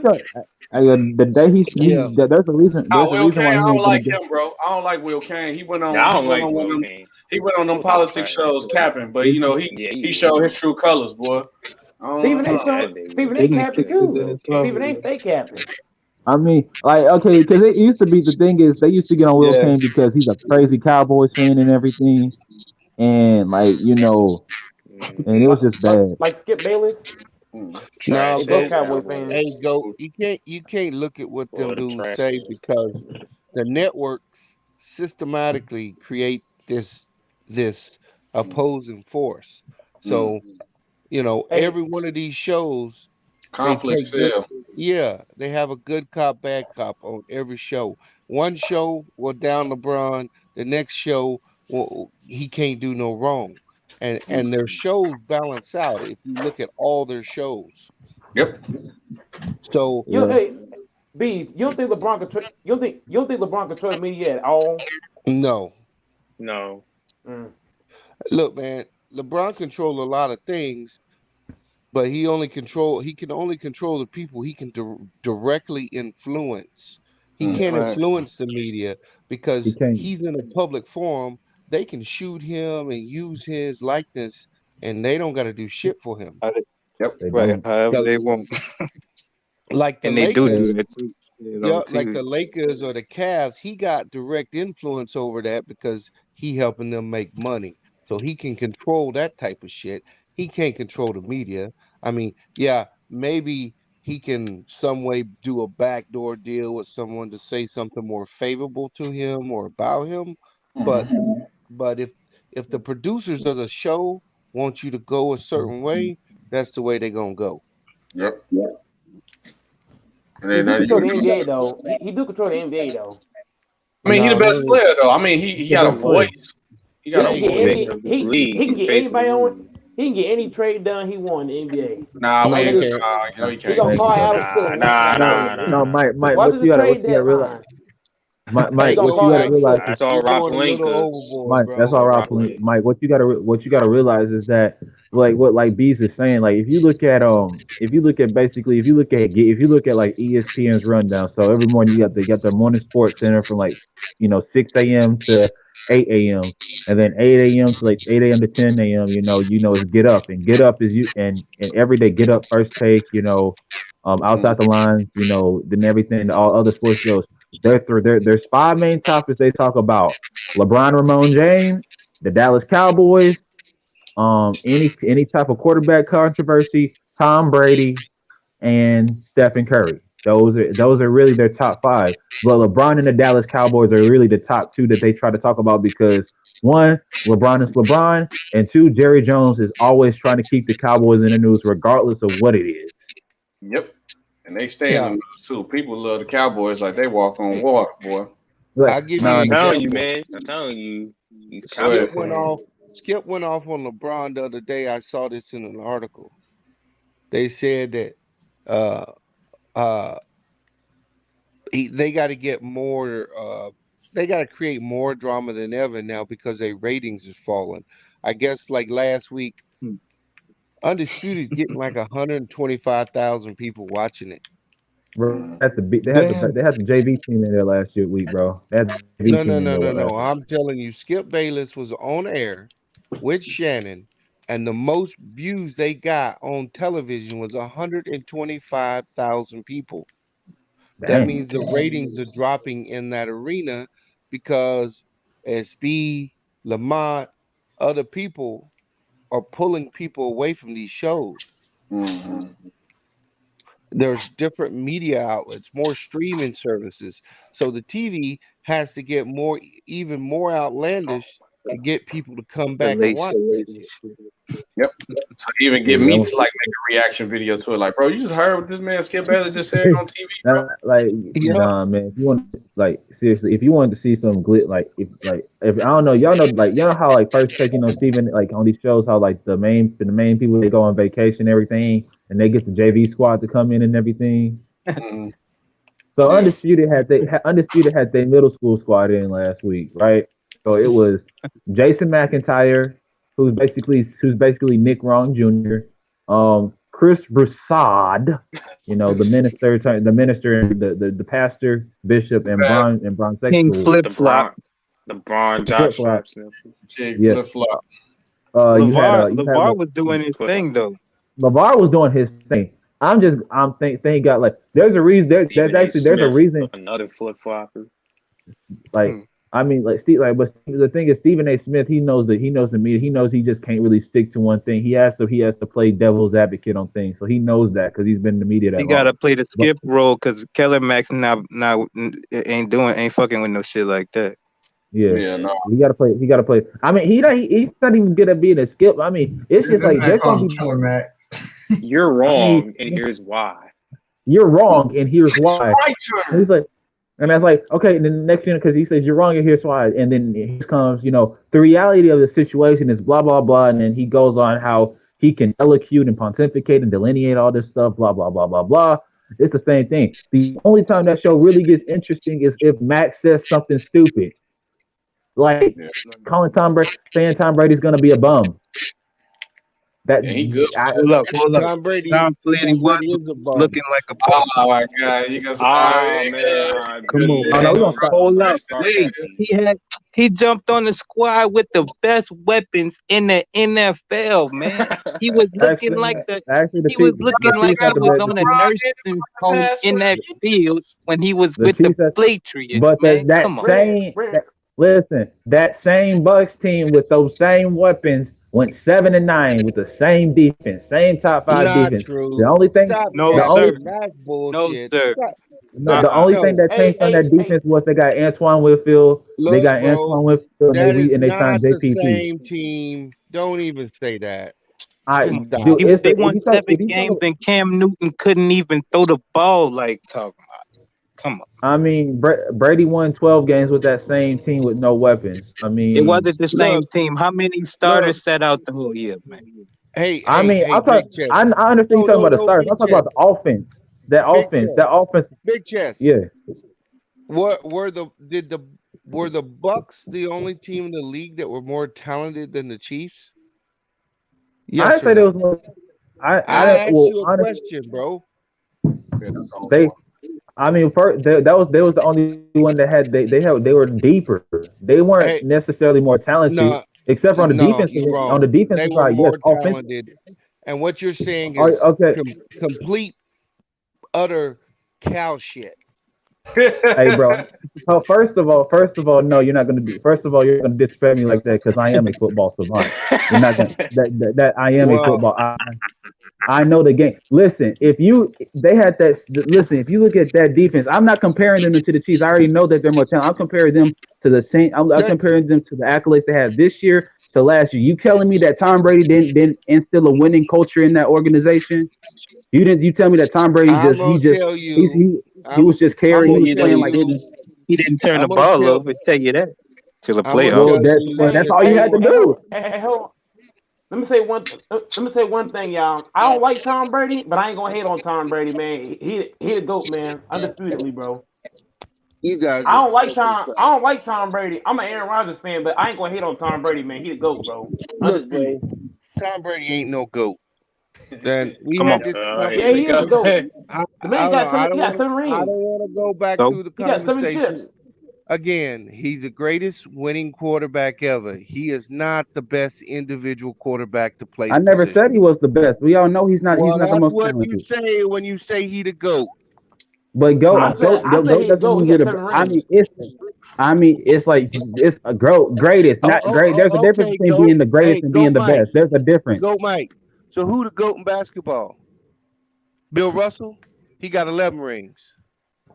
Bill Russell ain't playing No. He ain't playing real comp. He got Tom Brady played more comp than Bill Russell. Go, Mike. You can't use rings.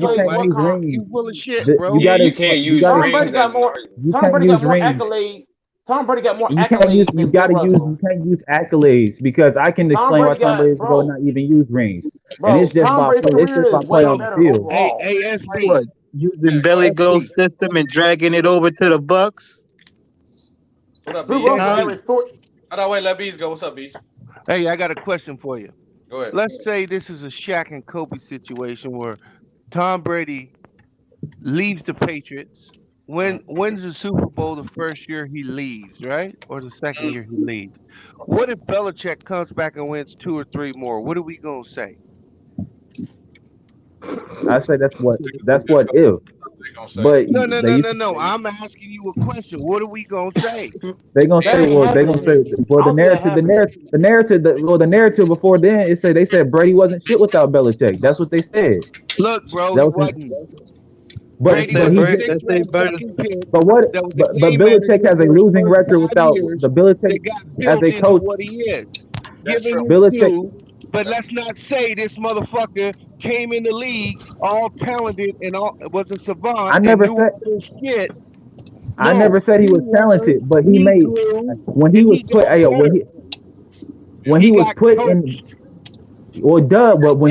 in situations, he made plays. That's all that really matters.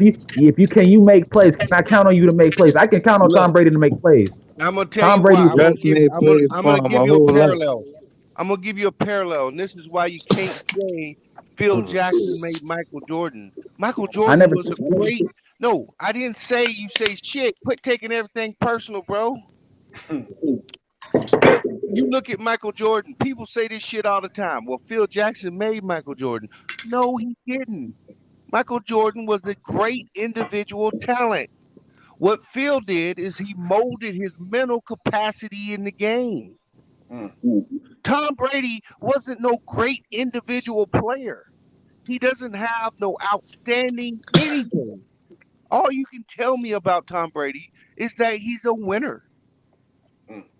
And so his mental capacity in the game has been coached. That's why I give LeBron the nod over Mike. Because whatever the fuck that kid did, I don't know what it is, but that kid came in the league with it. I mean, so you're saying that Brady's just the bum with the Brady's just the bum with the. I don't think he's a bum because he was clutch at Michigan. Bro. This man was playing. This man was balling he at was Michigan. a fucking bench warmer. What was he doing? Clutching the fucking water bottle? I mean, but in the beginning, I'm just saying, but when 198 But here's the thing: it really don't matter where you start. It's that when you get your opportunity, can you get the job done? And he can get the job done. Yeah, he's still an all-time great either way, though. He's I don't care if you great either way, and I'm not knocking him. I'm just comparing the shit to Kobe and Shaq because you very well could see. Everyone wants to say that the Patriots was trash last year because Tom Brady didn't play. How about all the defensive players that opted out? How many players on the Patriots did not play last year? Well, here's the thing: their defense wasn't the problem last year. Even with the opt out, they were still able to play. They were still able to play 3 field 2. I'm giving you football. Tom Brady did not win the Super Bowl. The Bucks defense did. Well, I give you that. I give you that, but I'm just saying. Do you think if the Bucks kept James, what would the Bucks be if they kept Jameis this year? You know what? If Bruce Arians made the same changes for Tom Brady that he made for Jameis Winston, they would have done a lot better than you think. I think so too. But then again, they didn't start. See, what the thing is, before Tom Brady got there, and when they were 7-5. If you look at the game they lost to the Chiefs when they was down 27, when they was down 27-10, and they was getting their butts waxed. That team, that first half team, and that second half team, ever since the second half of that Chiefs game that they lost, they were a whole. He done dropped out. Yep. He dropped out. Yeah, he'll come back. Hey, your boy Big Chest ain't a savant in nothing. Hold on, let brother Amari chop it up. He got in here. I was letting y'all go crazy. Y'all. Amari, come at me. Come on, bring it. Oh no, we already did the Tom Brady thing, man. I'm not gonna go back and forth with you. I'm with you, brother. How you doing today? Doing all right, brother. Because fundamentally, we just gonna disagree, so it don't even matter. I mean, I'm loving the conversation though, obviously. But I do want to address, I guess you in a certain sense, Bees, but this not only directed at you, it's Sean, and I believe True the King, because I made a statement about the Bill Belichick last time, and y'all shot me down that I was wrong, and I want to say that after I looked at it a little bit. What was your statement, bro? When I was saying that some of the coaching staff was afraid to lose their job that year. Y'all shot me down wrong. And some of the coaching staff was afraid to lose their job. What year? That first year, Bill Belichick and them were going into their second year with Tom Brady got inserted. Yeah. Because you remember I said, well, they were in jeopardy. They were afraid they were going to lose their job. And then I said, because my argument was based on the biggest change they made was a certain Brady into the lineup, and then they Super Bowl champions. Look, Brady was a game manager then. I told you.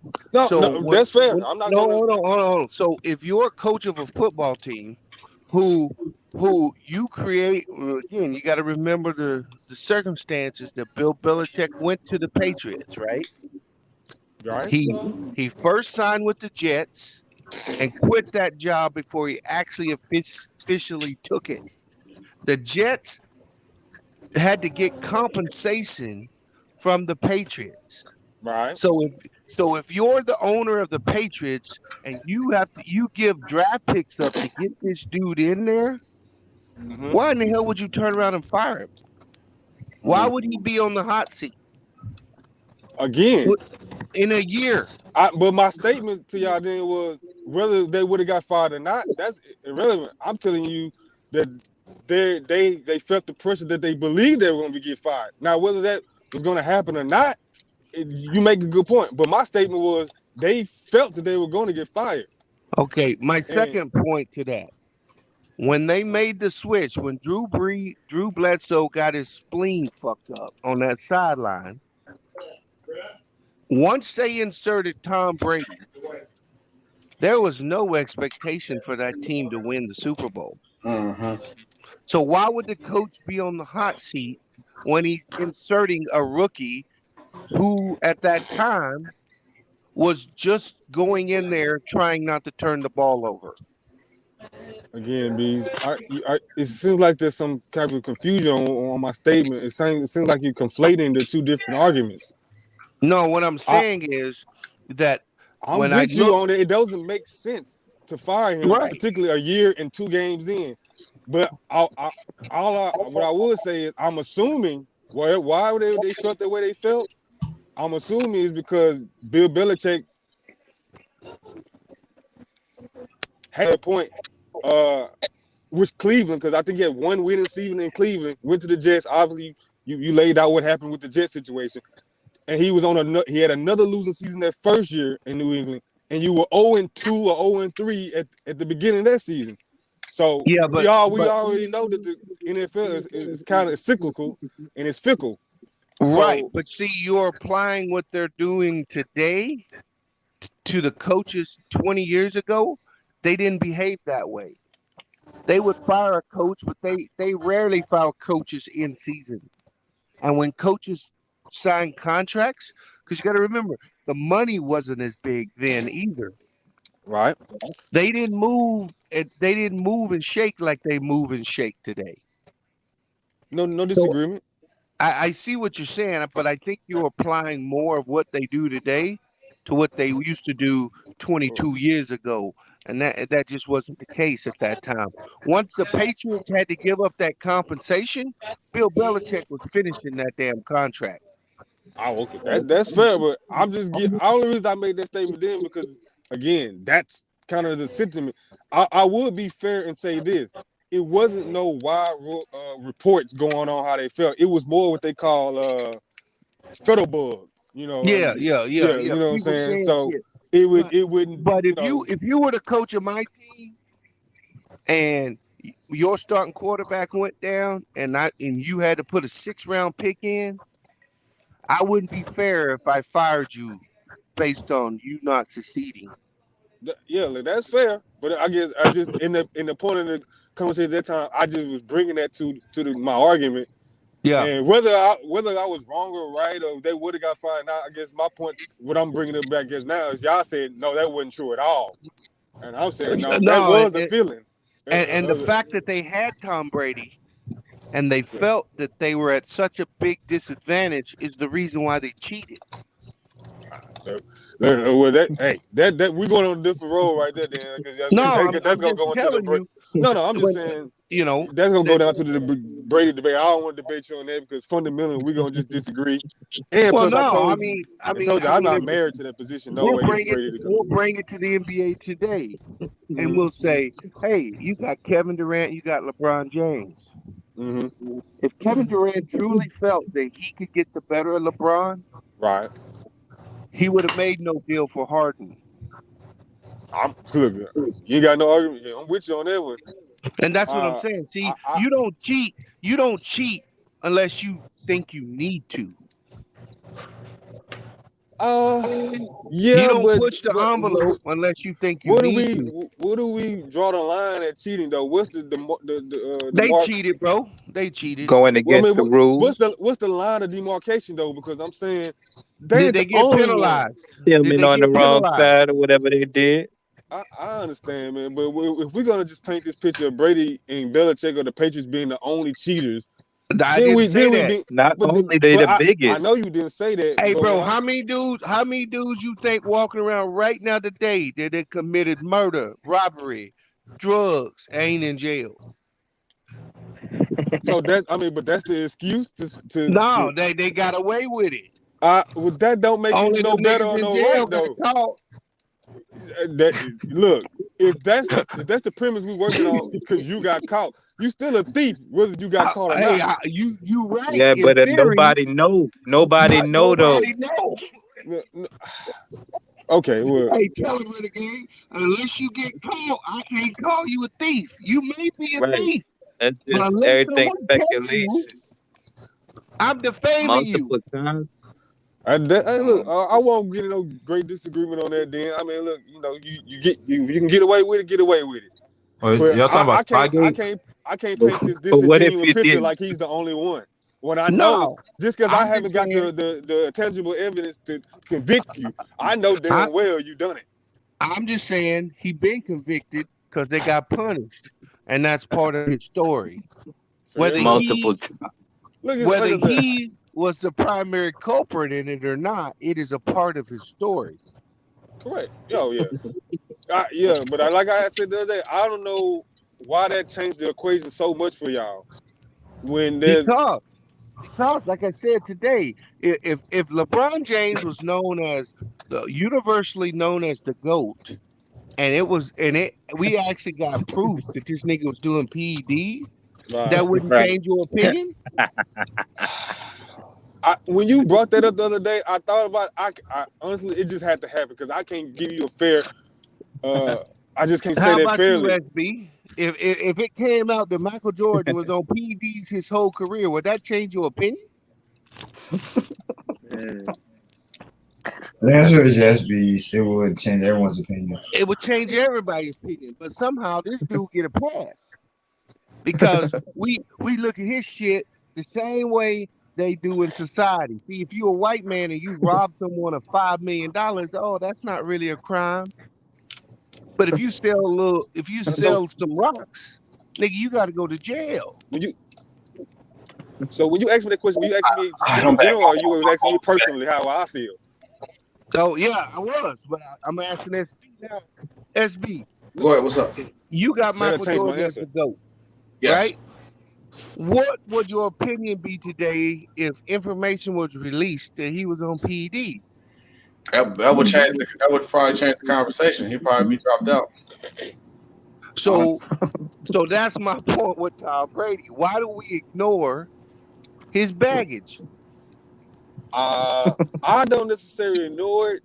I'm gonna say this. I think why mainstream or the general consensus of people ignore it is because the winning that he did after the cheating. So most time when you get caught with cheating, put him in the Super Bowl, right? It's no more winning for that team. He's won after every accusation. Yeah. So what do we do about that? He's a really good cheater. You say you're really good cheater. I didn't hear you. Can you say that part again? I said referential help. Referential. All right, look. Look, I'm not no great Tom Brady fan, so no, you can't take away his accolades, and I'll tell you, he's the greatest winner there is in the NFL. But you can't not tell that side of the story, because anything that gives you advantage, however so slight, if everybody ain't doing it, the NFL deemed it cheating, right? Just like in boxing. Talking about Spygate? Yeah, just like in boxing, if you use drugs, what they do? They strip you. Yeah, but the steroid use, that's different though. When people on them roids, that's a whole different. Yeah, no, it ain't different though. Look at the Houston Astros. They stole signs, right? Yeah. Right. They essentially did what Hitting the Spygate trash did. cans. Yeah, Well, man. no, the That's trash cans wasn't the essentially problem. It was the videotaping. right, but that's They did the essentially what the Patriots were doing. wait. When And did they Wait, I fired thought the Spygate was fucking in 07. managers. All the other teams fired the managers that came from that team. They did Spygate. But no, they're going to be tainted forever. So why is there a difference? I think. Well, I don't know. I think Spygate is more or less on Bill Belichick than it is Tom Brady. Now, Why? Brady. Now, because one, it came out because Spygate when 07 happened, and basically when Eric Mangini was the coach of the Jets, and he found out, and he was basically asking Belichick, please don't do this. Like, why are you No, doing this? he didn't find out. See, Eric Mangini was a coach on that staff and knew they did it. What he told Yeah, Bill is, "Don't do it to me." don't do it to him And and he did it. everything. He's like, "Fuck you. This is how we get down." And so he told. Like the deflate, now the deflate game in 2014, the AFC Championship, like it's kind of iffy because one, Hey, Brady played like trash cans that game. When I say he played like trash cans, he played look, like look, utter stop, garbage. stop, stop, He was looking stop. like You're trying to he was looking like equate James his Winston. play. You're trying to equate his play to the cheating. No. I mean, but there's They're no two separate physical things, proof bro. that there's no physical proof that he said, oh yeah, let's deflate all the footballs. There's no physical proof. What? And even That nigga threw his phone away. He destroyed the Threw his phone evidence. What away. about Destroyed destroying the them evidence? motherfucking cell phones. He made sure. he threw his phone away, but the NFL literally said if you read the report, they said they had no use for his phone because he Let was. me. Hey, big chest. Hey, big chest. You believe that? You believe that? Wait, do you believe that? But it's in the official report. Well, I don't care. Do you believe it? I said you with your brain. Yes, I mean I believe. I mean if they went to. If they went to a judge, if they went to a judge, and the judge basically exonerated a 4-game suspension, and Roger Goodell goes out of his way for 18 months just to reinstate his suspension, Man, listen, and man, if you don't stop this, Hey, let me ask bro, you like seriously, you had no physical. If I'm a lawyer, and I go out of if I'm the commissioner, you believe in that system, then that's what you're saying, huh? I said, thankfully, you're not a lawyer, and no defendant will ever be Hey, you get I can't hear exonerated y'all. after you destroy the evidence, and you. This is a wasted argument, man. This is a wasted argument. Hey, It's B, going Renegade, nowhere. I got a question for y'all too. Particularly B, because he might be old enough to remember this. Sean, chop it up. He's in the chat. Do you believe OJ did it? What's up, fellas? Do I? No, wait. Yeah, do you believe OJ did it? You know what? No, I'm finna tell you. I used to. I don't anymore. Come on. Okay, I'm with you. All right. Now, okay, fine enough. But I think OJ knew. That's a possibility. Oh yeah. I think OJ knew, and I think old boy that went over there, he was just the neighborhood dope man. That's all he was. Okay. Yeah, cool. That's fair. That's what. And I've gotten that from a pretty reliable source. It sounds crazy, but no. Look, I watched that and studied that thing, and look, I was a young kid when that was happening, but my dad watched it so much. What I'm telling you didn't come off TV. No, what I'm saying, I'm with you. What I'm saying is, hey, you guys know who Ryan Stiles is? The actor, Ryan Stiles. He's a white dude. I can't say off the top of my head right now. No. I work with one of his good friends who used to throw this charity event, and this dude done had Kato Kalin and all these other people done come to his golf tournaments and shit. And this dude told me a story that he got from one of them dudes. Yeah, well, look, what you just said about the neighborhood dope, I'm with you on that. And I don't got no secondhand or firsthand knowledge of anybody, obviously, but based on the things I read, researched, and looked at that case, I even did a dissertation on it for school. I've done it, and when I say I equivocally believe OJ didn't do it, now I can't go and say that he did not know it. Now I'm with you on that. It's a possibility he knew, but I don't even have enough evidence to say he suggests he did. But Yeah, I would accept that argument more than he went over there and did it himself. Yeah, they made it sound like old boy was knocking her boots. He wasn't the one fucking her. It was Marcus Allen, the Raider running back. Yeah, That's he was fucking knocking her boots. Oh yeah. Well, to be fair, she was knocking boots with a lot of folks. Yeah. Oh, but hey, Big Chest still on here? Yeah, hold on. Hold on before you try to go cook that Big Chest again. Let Sean get in. Sean, what you got on the topic? And then we went kind of football way. So if you got anything on the football topic again, you can. What you think about LaMelo proving his father right and Lonzo been balling and his haters being quiet? Well, I mean, as far as LaMelo is concerned, I mean, again, it's his rookie year. You know, I'm not one to judge somebody so quick on their rookie year.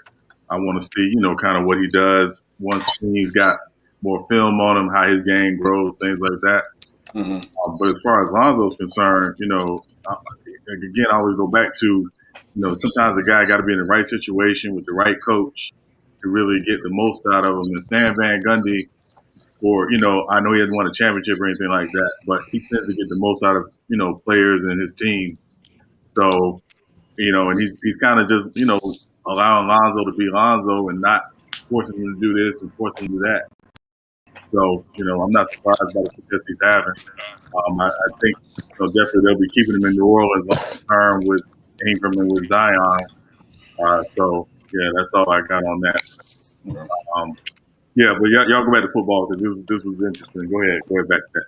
Oh, go ahead. You got an opinion on what they talking about with football before we let everybody else go back in? As far as the OJ thing? Anything, yeah. What we talking about? Well, I mean, Bees, probably remembers too, around that time, OJ was kind of, I don't want to say before the whole murder thing, but he was kind of untouchable. Like, he was just that dude that everybody, and so, a lot of us probably didn't even want to believe that he was involved with it in that way. I agree. I've always thought he didn't do it himself, because you can't, kill two people with bad knees. I'm sorry. Not with no knife.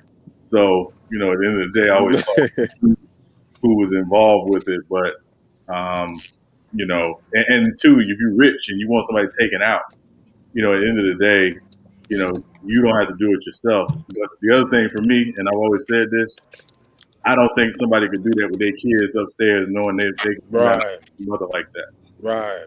That's always been my thing. Right. I don't care. And then if he did do it, he wouldn't be trolling so hard as like them books he be dropping and shit on that. Yeah, I did it type like. But he didn't write that book though. That's the thing about this case. A lot of that misconception. He didn't. Now he gave authorization for that book because he can get paid. Right. You know what I'm saying? So they created it in the media as he wrote it. If I did it, and we run with it. Shit. So, but Sean, but like I said, Sean and Bees, they owe nothing. I'm gonna let you keep cooking on that, Sean. My bad. No, you good, bro. No, you good, brother. I'm good. You said what, Bees? Did Goat Mike leave too? Yeah, Goat Mike left. Yeah, you left. Yeah, so him and Big Chest attached at the breast. I told they need to do a show together. Yeah. Hey, but I'm gonna give you guys a scenario because I don't think the Deflategate was all Tom Brady. That was an institutional thing. Bill Belichick is a cheater, and he's always been, and that's okay. But he's been caught. Tom Brady, I honestly believe, took that brunt of that shit because he would have been kicked out the league. Because think about it like this. If Tom Brady was deflating the footballs, why did the NFL punish the organization? Because if you were to go out and take drugs or get a DUI or do anything that looked bad against the Shield, they punish you. But when they deflated those balls, They punished Tom 4 games. That was punishment for not giving them the information they wanted. And then they came back, charged the team, 2-3 draft picks, like $3 million. So it's an institutional thing in New England. It's not always just an individual, but you become that because he's been there so long. You can't continue to cheat if he ain't a part of it. Yeah. Right. And just to add on to Bees' point, a lot of people. That's how that nigga prepare cheat. Yeah. A lot of people didn't look at, the letter that the NFL ended up writing Tom Brady, things like that, and why they end up dropping the case. The reason why they ended up dropping the case was because they had the preponderance of evidence that said they did something wrong, which means they didn't have to be 100% right. They just had to be more than 50% right. So when they wrote the letter to Tom Brady and they suspended him 4 games, it was based on the preponderance of evidence that it was overwhelming that they did something wrong, even if it wasn't 100% fact that they did something wrong. And I think that's a fair point. It's something I didn't think about. Yeah, because now I feel like with no. It's, I just feel like how much can you really blame him? Because I know we were talking about if we found out somebody was on steroids, that's a whole different you taking stuff to enhance your performance. It's the same though. It's the same, SB.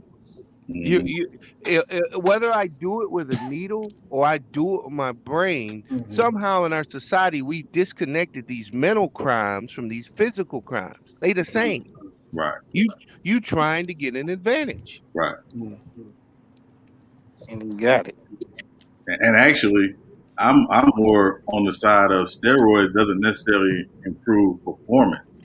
It may improve recovery, but it doesn't necessarily improve your performance because we've seen some bums who took steroids in Major League Baseball who couldn't hit baseball.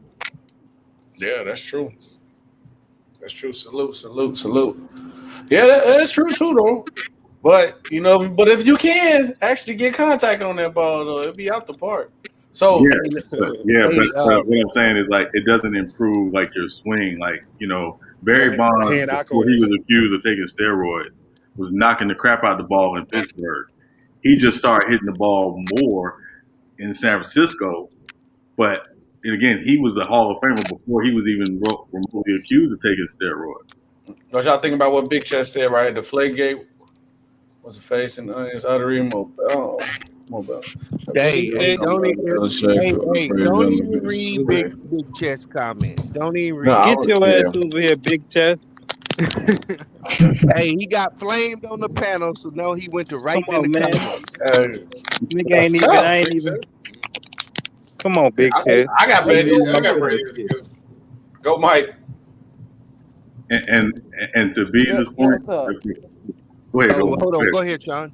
No, I was saying to your point, B, the other problem with the Deflategate and the Patriots is after Spygate and other stuff, they took away us giving them the benefit of the doubt, right? Because it's always something with them. It's always been something. Yep. They gonna push the envelope. He gonna push it as far as he can push it. Yeah. And he's probably going to end up getting exiled from the NFL is what's going to eventually happen. Because I ain't a doubt in my mind he ain't pushing it now. Yeah. Belichick win those 7 games. Yeah, Belichick. See, Tom Brady winning the Super Bowl, and that's why I compared it to Shaq and Kobe, right? Shaq left LA, got that ring first, right? It looked like, oh shit, yeah, Kobe fucked up, right? Which Lakers fucked up, but as Kobe came on a couple years later and won those 2 rings, it kind of validated his argument, even though it was a selfish and wrong argument. I think that could happen here, where Brady jumped out, got the ring. But Belichick may eventually end up having more success because you couldn't separate those 2. Well, a lot of people argue that you can separate them now. Well, Belichick didn't make Brady. Well, what I saw was Brady couldn't play in any other offense but the one Belichick designed for him. Come on. That's what I saw, because the Bucs had to change what they do. They had to go and do what the Patriots do. Exactly. So do you? No, go ahead, brother Warren. Just a quick question. So do you believe if Bill Belichick, if he surpasses Brady or whatever the math is in your head, do you think he'd do it in the Patriots organization, or he had to go somewhere else that's more favorable? No, they ain't gonna ever fight him. No, I don't mean like that. I mean like because the Patriots don't have a long history of winning and bringing in great talent. I mean, other than that one Super Bowl year. Have you ever seen that interview by Bill Parcells? Now, I don't know what you were speaking of, but go ahead. Okay, so he said what Bill Belichick's true talent is not just defense. He said Bill Belichick's talent is that he can replace a player with a player that no one else sees. If I said that right, so he could basically find a Lawrence Taylor when nobody knew he was Lawrence Taylor, but his name, so that's why he's so willing to get rid of these defensive players that you see him cut all the time, like Chandler Jones, right? He just that dude was balling. Laura Malloy, Ty Law, he's let all these dudes move on. Teddy Bruschi, because he has ultimate confidence that he can get the same talent in a different person. And for cheaper, too. And cheaper. That's what Bill Parcells said his genius truly is. Yeah, definitely do it for the low. Okay. Yeah. But also that schematically, he does always seem to be ahead of the curve, right? Which I think about what Big Chester said.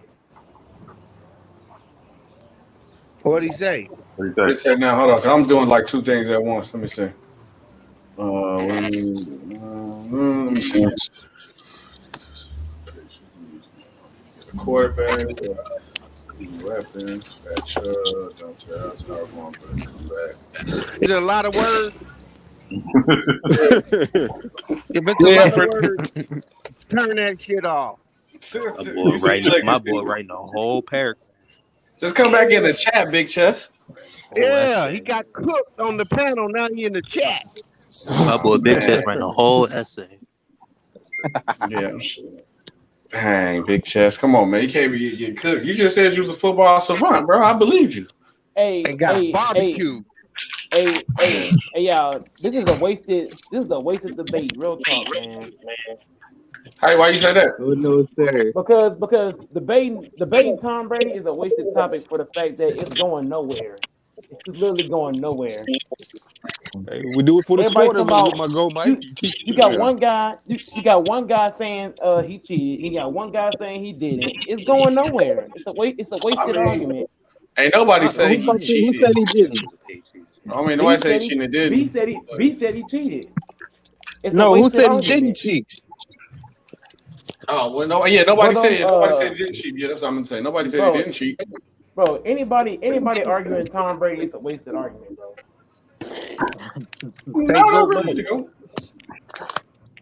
Because if you watch the Bucks would have never won if they didn't get Brady on that team, dude. Go Mike. That's not true. Yeah, it is. They would have never won. I don't think they come on with Jameis Winston. They would have beat the bro. They would have not gone to the Super Bowl if Brady was not on this team. Go Mike. They probably would have got better. Let me tell you something. Played better. Y'all telling me James Winston? Y'all telling me that James Winston could let his team to the Super Bowl? James. No. Let me tell you something, Mike. Let me explain something to you. Okay. There ain't no proof to that. It's all hypothetical. Let's y'all talk. First of all, the issue with Jameis Winston is the same issue every quarterback his first year has with Bruce Arians. They throw a lot of interceptions, right? So let me tell you how it works, right? Under Bruce Arians. So most teams go into a game. They go into a game with 80 to 100 plays they're going to run in that game. Right? With Bruce Arians, you go into a game, every game with 300 to 400 plays you're going to run in that game. That's a lot on a quarterback in his first year, right? So when quarterbacks first get under Bruce Arians, all of them throw more interceptions. Carson Palmer did it. Peyton Manning did it. Ben Roethlisberger did it. Andrew Luck did it. But everybody wanted to cap about, Jameis Winston's his turnover machine, when that was not the case until Bruce Arians got down there. That's the first thing. The second thing is, the second year those quarterbacks are in that system, they're all better. And not only are they better, their teams get better. So we're going to sit here and act like they could not have won with Jameis Winston as the quarterback in the second year in that system. The third thing, go ahead, Renegade. I was just about to say, and then he swapped the systems up mid-season. You know what I'm saying? Exactly. So they didn't even win with Bruce Arians' system. Really, exactly. Use Belichick's system. They implemented a bunch of New England stuff. Really, it was all New England. It was about 90% New England stuff. With the exception of the few deep shots they would throw, it was all New England stuff. I said, look at the Super Bowl. Who was catching all the passes? Everybody that played with Tom Brady before they got to town. Yeah. And then look at his interceptions before the bye week, and then look at him after. He was throwing so many damn picks, you couldn't tell Jameis Winston wasn't playing there. Until they won. But again, that's Bruce Arians' system. That wasn't Jameis Winston. That's Bruce Arians' system. But people at the media, like ESPN, who don't like Jameis Winston, tell you Jameis Winston is this and tell you Jameis Winston is that. And what I always tell people, look at the numbers. Jameis Winston's first 5 years in the NFL is the same as Peyton Manning's first 5 years in the NFL. Yeah. Look at the numbers. People forget. And so you think Jameis Winston gonna bounce back with the Saints then? I think he'll be fine. And again, it's about situation, right? It's about situation. Sean Payton is the right kind of coach for Jameis Winston. Bruce Arians was never the right kind of coach for Jameis Winston, but they weren't keeping Jameis Winston in Tampa long term anyway. They was done with him after the whole Uber allegation. Right, yeah, they're trying to get rid of him anyway. To get rid of him with Tom Brady, though, that was probably even a bigger plus. Well, also keep in mind what happened 2 years ago, right? When Tom Brady signed his extension, he told the Patriots, y'all can't franchise tag me. That was a stipulation of him signing that 1 year extension. So he was already planning his exit out of New England. Stuck in their ass dry, then dip through. What do you say to that, Goat? Yo, Mike, they're gonna here's what I gotta say. I don't do no ducking. I only show up to the party. Let me tell y'all something right now. I guarantee you, Jameis Winston will never win a Super Bowl. Guarantee it. And I put that on my mama. I put that on my hood. I put that on everything. Jameis Winston ain't better than right now. Winston ain't better than Russell Wilson right now. He ain't better than Tannehill right now. He ain't better than Lamar Jackson right now. Cut the cap. He better in the pocket. Super Bowl. Jameis Winston ain't winning no Super Bowl. Whoever want to bet, let me know. I'll bet you. Bowl. Guaranteed. You gotta see. Go, Mike. Jameis Winston ain't no Super Bowl quarterback. He ain't that dude. He's not. I don't care what team you put him on. Go, Mike. I can tell you a lot of Hall of Famers who wasn't Super Bowl quarterback. Bro, Jameis Winston ain't top 15, bro. Bro, cut it out. And first of all, let's not do that because again, you're not gonna rank somebody. He never gonna win nothing. Hey, hold up, Sean. Hey, did you know that Jameis Winston has only lost in the pros, bro? You know, he only lost one game his entire football career till he got to the pros, bro. Thank you. So don't tell me the dude was a loser. I'll take that about college any day, all day, bro. The dude show me in the NFL. But one. Show me in the pros. Show me that in the pros. That don't mean he won't get it done. He ain't winning no Super Bowls. Okay, what you want to bet? What you want to bet, nigga? I ain't gonna go that far. You might can win it.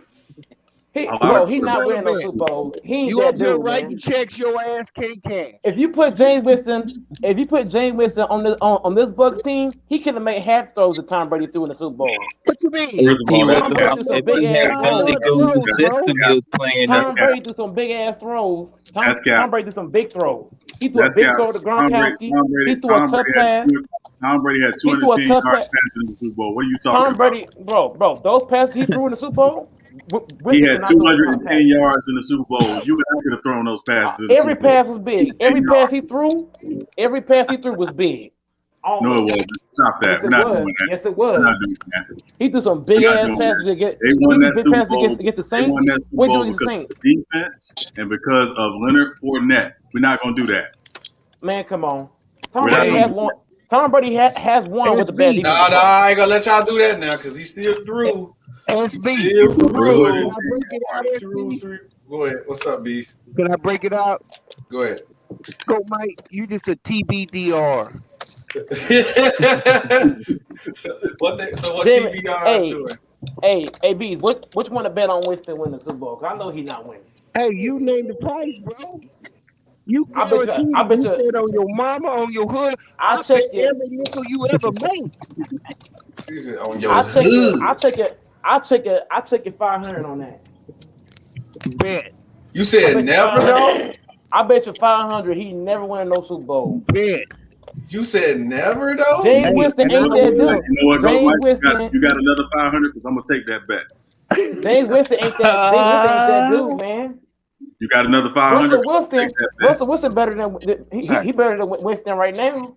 And he can barely win one. Wait, did he win the Super Bowl? Hold on, y'all. Let me answer this comment. Then we got Killer. Limits on this bet. Yeah, hold on, wait. Yeah, Hold you up, need to I put got limits on here on this one. Hold on, wait. Let me answer this. I'm gonna let you go, Killer. He said, "Hey, Panda, why do you think big men don't try to scout? Because it's like what's the name shooting the free throw. They feel like it's ugly and ain't flashy enough, so they're not gonna do it at all. Go ahead, Killer."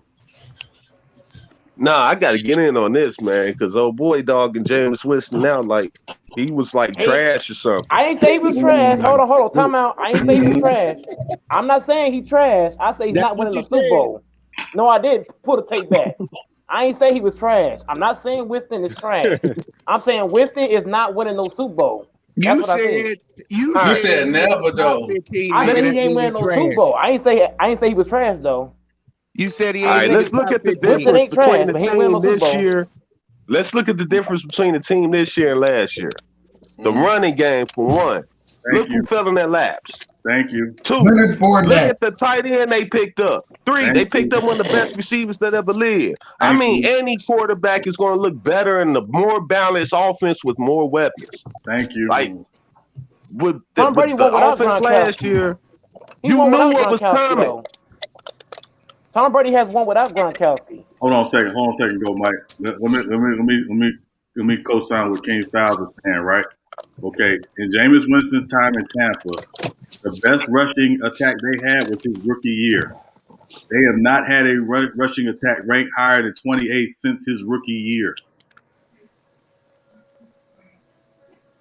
That's number one. Number two, up until the second half of last season, the defense had not been rated in the top half of the league.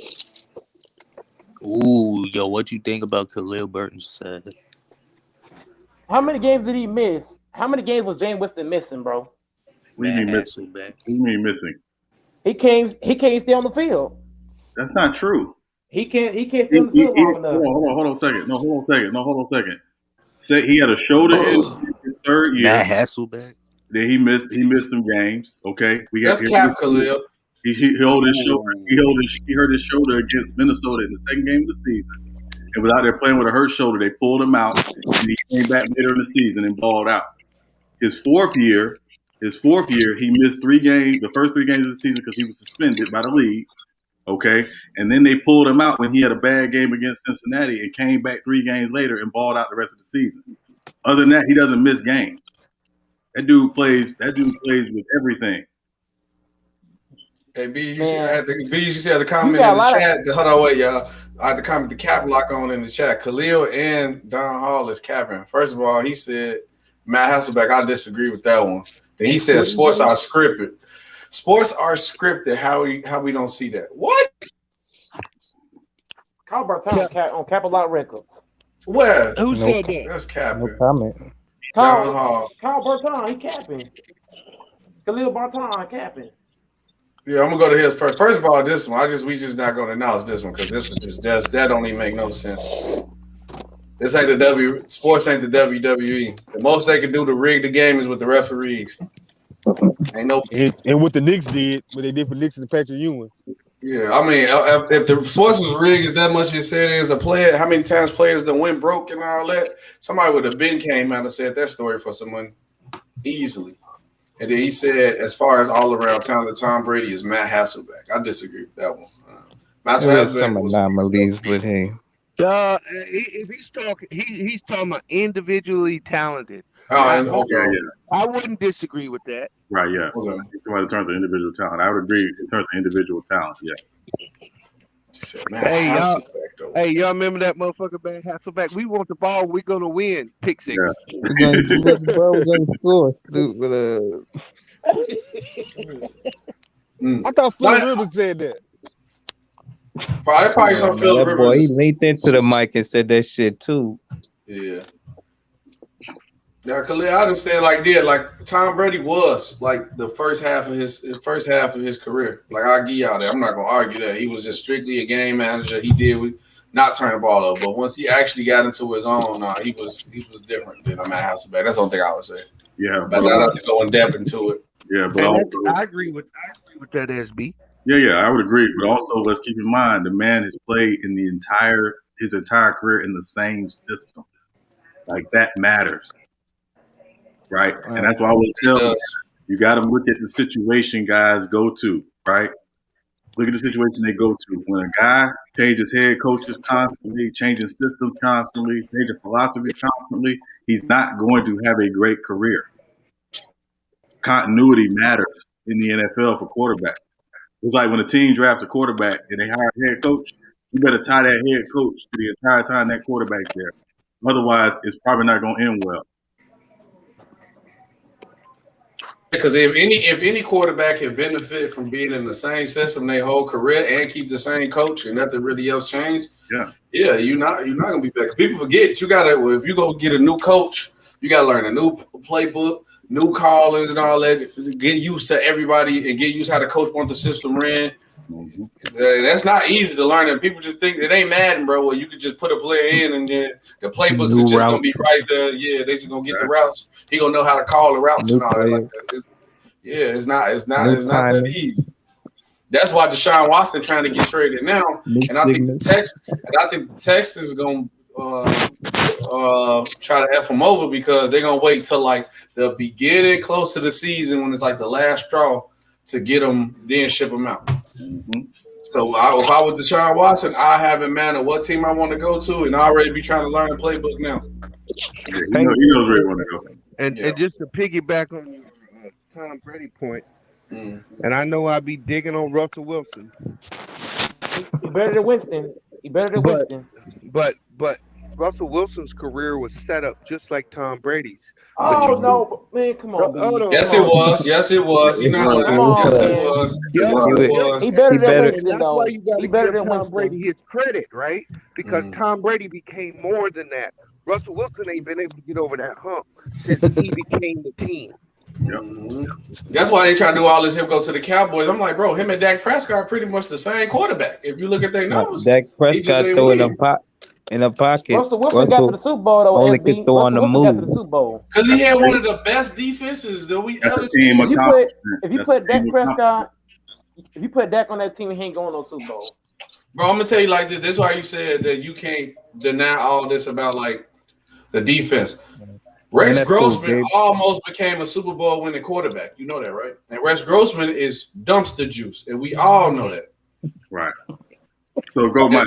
Let me ask you a question, right? So, would you say Trent Dilfer and Brad Johnson are better quarterbacks than Warren Moon or Dan Marino? No. Hell no. But they won Super Bowls. Dan Hall. Hold on. They had a whole lot of talent, though. They had a whole lot of talent on their team, though. That's no different than Russell Wilson when he won the Super Bowl. Okay. So Dan Hall, hold on, go Mike. Dan Hall, sports is not scripted, bro. They gonna handle the viewership. They gonna give viewership regardless, bro. Ain't nobody scripting anything. First of all, if there was any script, like I get Tom Brady as the GOAT, like that hype and all that, but the dude don't like Tom Brady. If that was the case, he'll push the narrative to get somebody like Patrick Mahomes. Patrick Mahomes is probably the hottest name in the league right now. Why did Tom Brady win the Super Bowl? He gotta expound on that. What did he mean by scripted?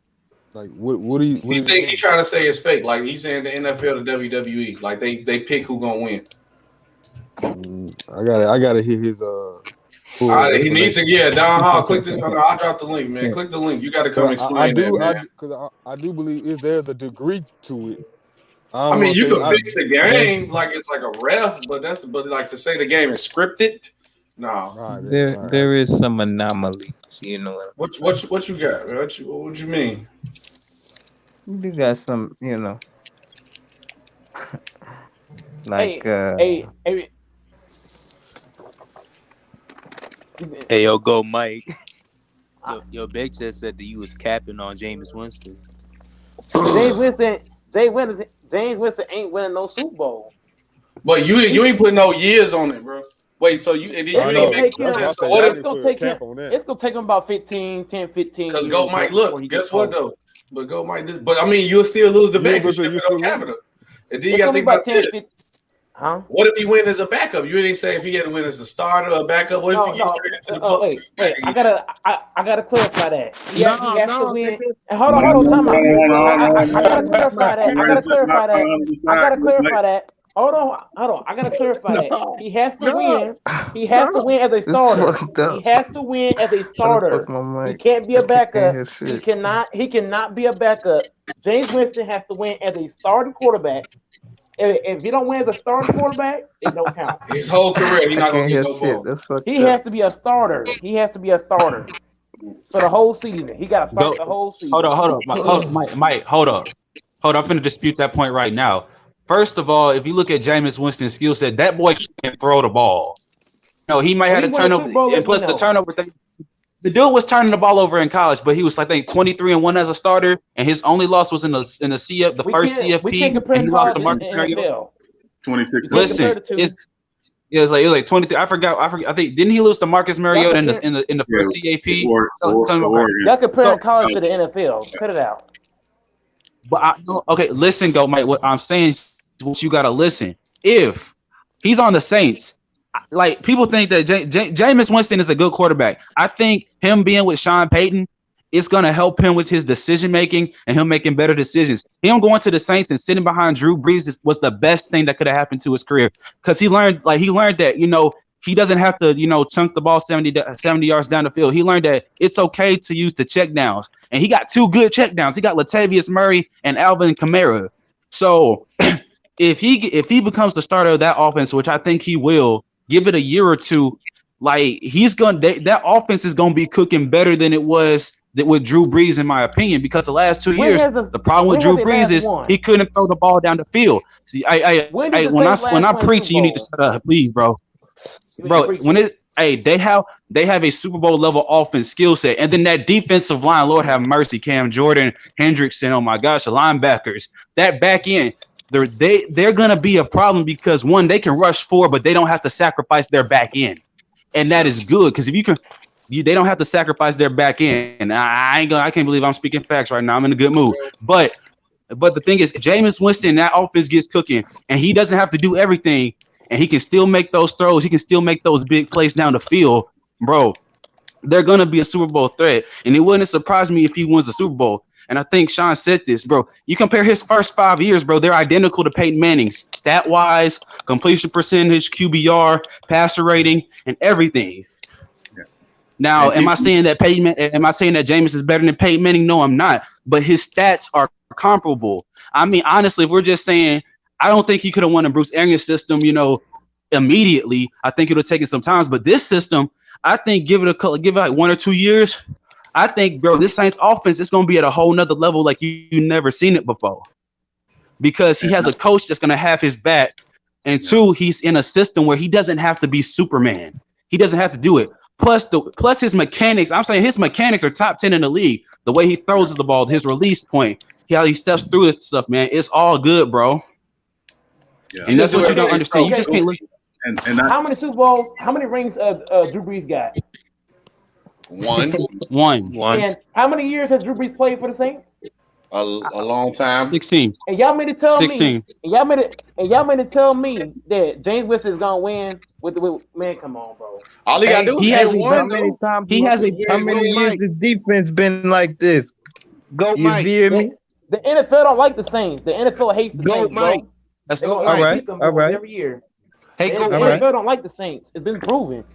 Go, Saints Mike. been getting robbed the last 3 years. Go, Mike. Hold up. Yeah, B. Hey, go, Mike. Disagree. Go, Mike. The NFL ain't letting them win, bro. Hey, the bro. NFL ain't letting the Saints win, bro. Go ahead, B. Here's what I want to tell you. Hey, I prefer the kind of money that folds, but I will accept the kind that jingles. Yeah. So whatever you got to do to come up with my $500, just make that happen. Yeah, and you ain't put no time limit on it too, bro. You ain't say like 5 years, 10 years. You ain't say nothing. You ain't say he had to win with the Saints neither, go. Renegade. Tell me I ain't lying. The NFL has robbed the Saints the last 2-3 years, bro. The NFL is not letting the Saints win no Super Bowl. No, I'm not denying the fact. I just feel like you put yourself in the bad. You just put yourself in the bad. James Winston ain't no superstar. Ain't no NFL gonna let him win a Super Bowl, man. Come on, bro. Who you talking? Hold up. The NFL gonna cheat him every time. Watch what I tell you. Bro, they ain't gonna cheat. Okay, first of all, if you want to talk about cheating, I'll give you. Okay, you want to talk about 2018 against the Rams? Yes, that was a piss poor call. But we ain't gonna act like Drew Brees wasn't playing horrible in that second half and just threw up a duck and it got intercepted in overtime. We ain't gonna just forget about that. Man, look, we're not gonna. Why did the NFL cheat Romo? It was a PI, right? It should have been a PI. Green Bay. It should have been a PI. Why did they cheat? Why did they cheat the Cowboys against Green Bay? What was that? The favorite was in because the Cowbells. They favorite because the Cowbells already got a fan base that they making money off of. They ain't gotta go to the Super Bowl.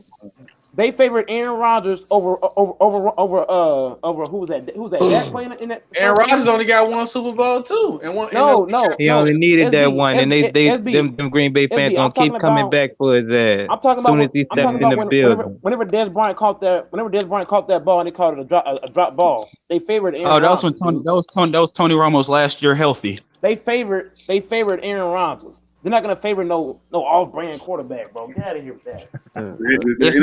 Hold on a second. The NFL does not care, right? They don't care because that's the case. No. If that's the case, again, Brad Johnson don't win a Super Bowl. Ray Grossman don't get to a Super Bowl. Joe Flacco don't win a Super Bowl. The NFL don't care. They don't care. The NFL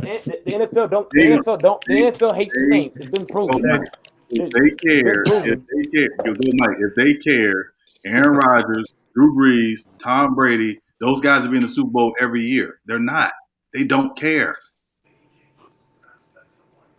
They get that bitch up to the Super Bowl area. That's probably one of the greatest quarterback matchups we've ever seen. There's only 5-6 quarterbacks to go to the Super Bowl in the last couple of years. That's also not true. The Super Bowl last year had Pat Mahomes went back to back. Tom Brady.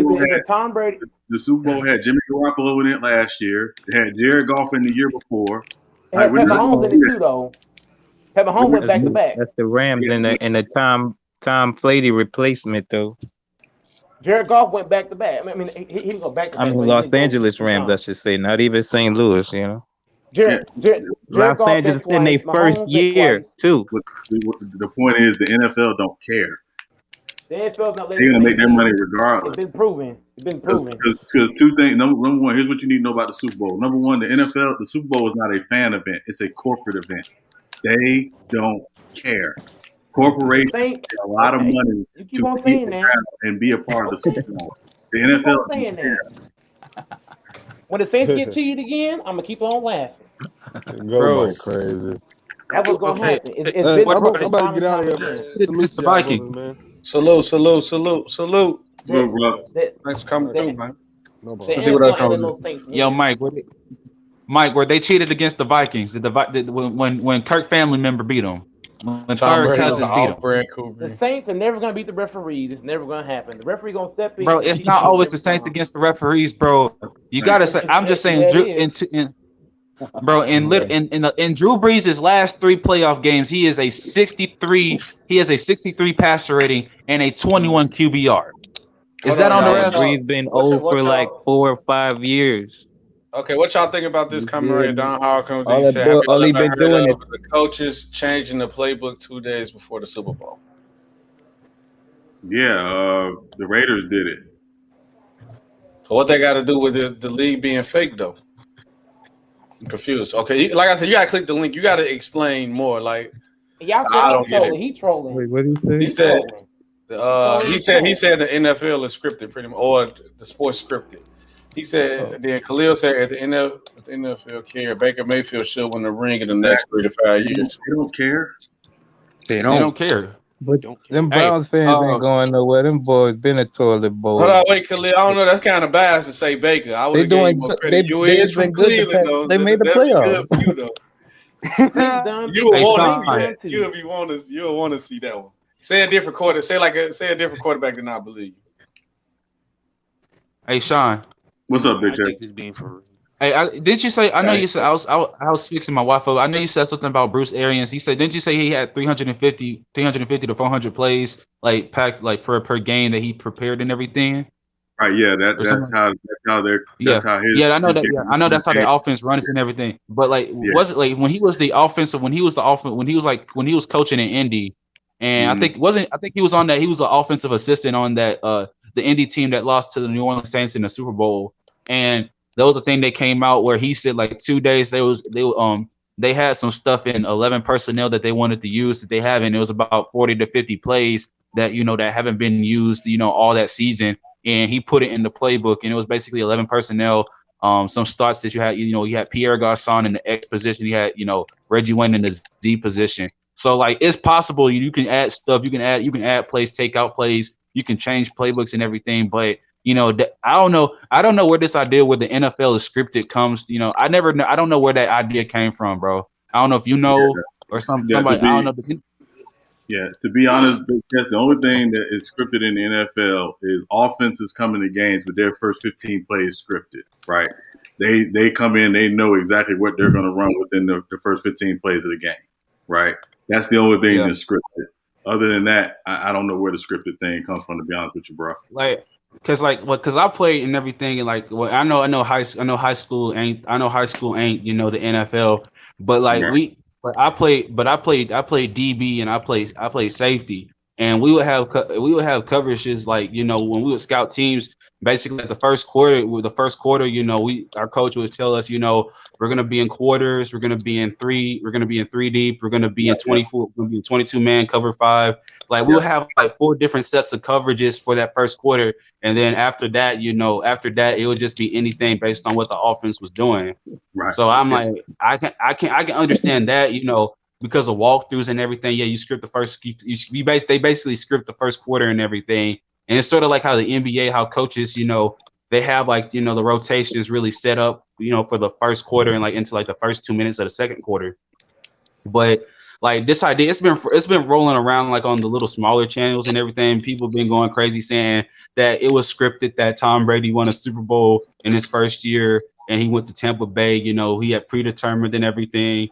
All this was scripted. And they talk about all this fake stuff, and it's annoying, bro. Yeah, I mean, I get it because again, obviously it seemed like they were setting it up because they want the story and blah blah blah. But at the end of the day, the NFL, really doesn't care. I mean, if Kansas City wins the Super Bowl, it's a great story. If Tom Brady wins the Super Bowl, they're gonna find a way to make it. Great story. That's what I'm saying. So all this stuff is scripted, man. You gotta look at it. The sports is ran by the mob, right? So that's who started all this, right? Like he said, when Super Bowl, let me say about the change, right? So I seen an interview with Jerry Rice and Jim Brown.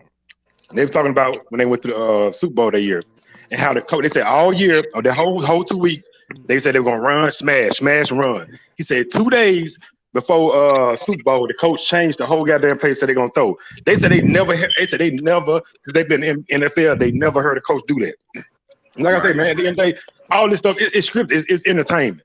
NFL, NBA, all this is business. You know what I'm saying? They try to make the most money. Whichever teams that can get them there and keep the viewers up, the viewership, that would really count. But at the end of the day, all this is entertainment for us. You know what I'm saying? Certain players, certain coaches, and certain referees, they in with the fit. Oh, Dan already chopping it up. Hold on, wait. I didn't hear what you said, Dan. I was on the phone. That's why I had left. But what? So yeah, explain this to me, man. I need to hear this. Why the NFL is scripted? Man, I think this shit scripted. Like I say, by the play, I'll tell you about the coach, right? Jim Brown, watching the video with Jim Brown and Jerry Rice, right? They were talking about how they had a plan for I forget who they played there. I think it was the Chiefs, but I can't remember who they played. So they had a plan. You said Jim Brown and Jerry Rice? Yeah, I might be getting the name wrong. My bad. I might be getting. I know Jerry Rice on that team. I think you meant Tim Brown.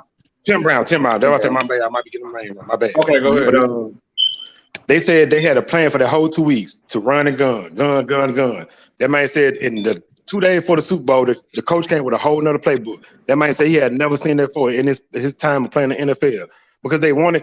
Matter of fact, who they played that year? Tampa Bay. They said the reason why they beat him because Tampa Bay coach already knew the plays that they was playing. Yeah, he did because he coached the Raiders right before. That's why they changed. Right, because so he already knew what they was gonna do. That's why they changed it. Because if they had ran smash, they're gonna kill him. So by them changing it, and they still knew what they were gonna do because because he already knew the plays. Yep. Because he knew the plays. How did that make the NFL rigged though? Because they switched it. They said they never did because they wanted to win. But the thing is, like I say, at the end of the day, all this is entertainment. I mean, don't get me wrong. Football and basketball is sports. It's a way of life. But NFL and NBA is the business. They in it to make money. Viewership. Right? That's why you think you see Golden State and Cleveland in the finals every goddamn them 5 years because they gonna make it the most money. Hey, AD. Go ahead. But it's a lot of videos out there that'll show you, man. Like I was watching one video. Dude told him. If you see his hand, he told him to go over him. And that man went straight up. Man, it's a dude I be watching be breaking this shit down. Like I always knew it. Cause it's like when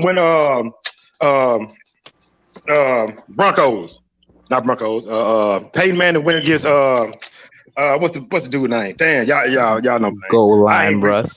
Peyton Manning? No, Peyton Manning went against damn, what's the main name? That he just Cam Goal line, Russ. No, they kicked him from the Patriots. I don't know. What's the black dude name, man? He just dropped him from the Patriots. Damn, how I forget that man name with the dreads? Antonio Brown. Not Brown. Cam Newton. Cam Newton. Yeah, I said Cam. Remember that year he went against Tom Brady, bro, and soon they threw that. I ain't never seen no shit like that before in my life. I have never seen no shit. I never seen no shit like that before in my life. The first hike, they threw the ball over this nigga head. Like, man, I have some of this shit I be watching. I'm like, man, come on, man. I know y'all be seeing this stuff. Basketball and NBA, you like, man, come on, man. This shit The coach, Aaron Rodgers' coach, didn't want to put the ball in his hands at the end of the game. Why do niggas always do the stupidest shit against Tom Brady? Just like, see, I'm a Green Bay fan, right? Which I knew we weren't gonna win. You know what I'm saying? Because I knew it was all about Tom Brady. Hey, AD. Come on. Let me ask you something, D. Yeah, do you think that the NFL wanted Brady to win without Belichick? And do you think that's the story? Because I mean, go ahead. What do you think about the Chiefs versus Bucks game that was scripted? What do you think that was scripted about it? You said Chiefs versus Bucks. I tell you, yeah. Look, I tell you this. Go ahead, G. I tell you this. Last year, on 2/2/20, Andy Reid had his 222nd game, and at the halftime it was 22-24, and Patrick McGoat was 24. You called him a goat. Y'all on this Illuminati numbers match. No, bro. Well, I don't do. No, I don't do shit like that. You know, like Gematria and all that. I don't believe in all that shit, but I do believe this shit scripted. I really How you because like think you they? say with How Tom you Brady, think they? How you think they so-called scripted by if they scripting it? just like Don't you no, this is like you betting by the numbers, right? Or is you not? Renegade. Here's why I think this Bucks versus Chiefs game was scripted, for the fact that Aaron Rodgers, his team scored 26 points against the Bucks defense, and he still had a chance to win the game, but he didn't want to run in the end zone. Just like Cam Newton did in that Super Bowl. Aaron Rodgers ran in. Aaron Rodgers, if Aaron Rodgers had ran the end zone, there's no doubt in my mind that the Packers would won. They would have won it, but he couldn't go past the script. See, the script was. Y'all got this man talking about Kobe, the script guy, man. Y'all just said that Kobe. Aaron could have ran in. Aaron could have ran.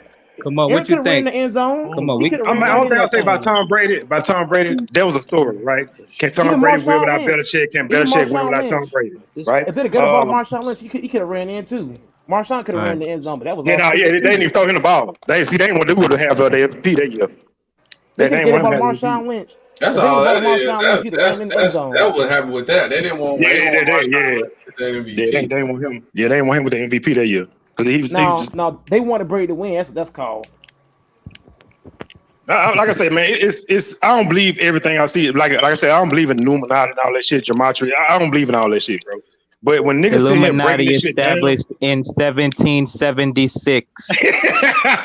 When you got these, look what Khalil said. Khalil said y'all gotta have better points if y'all arguing that the league is rigged. He said y'all go to court, they throwing these points out. He said y'all not throwing no facts out there.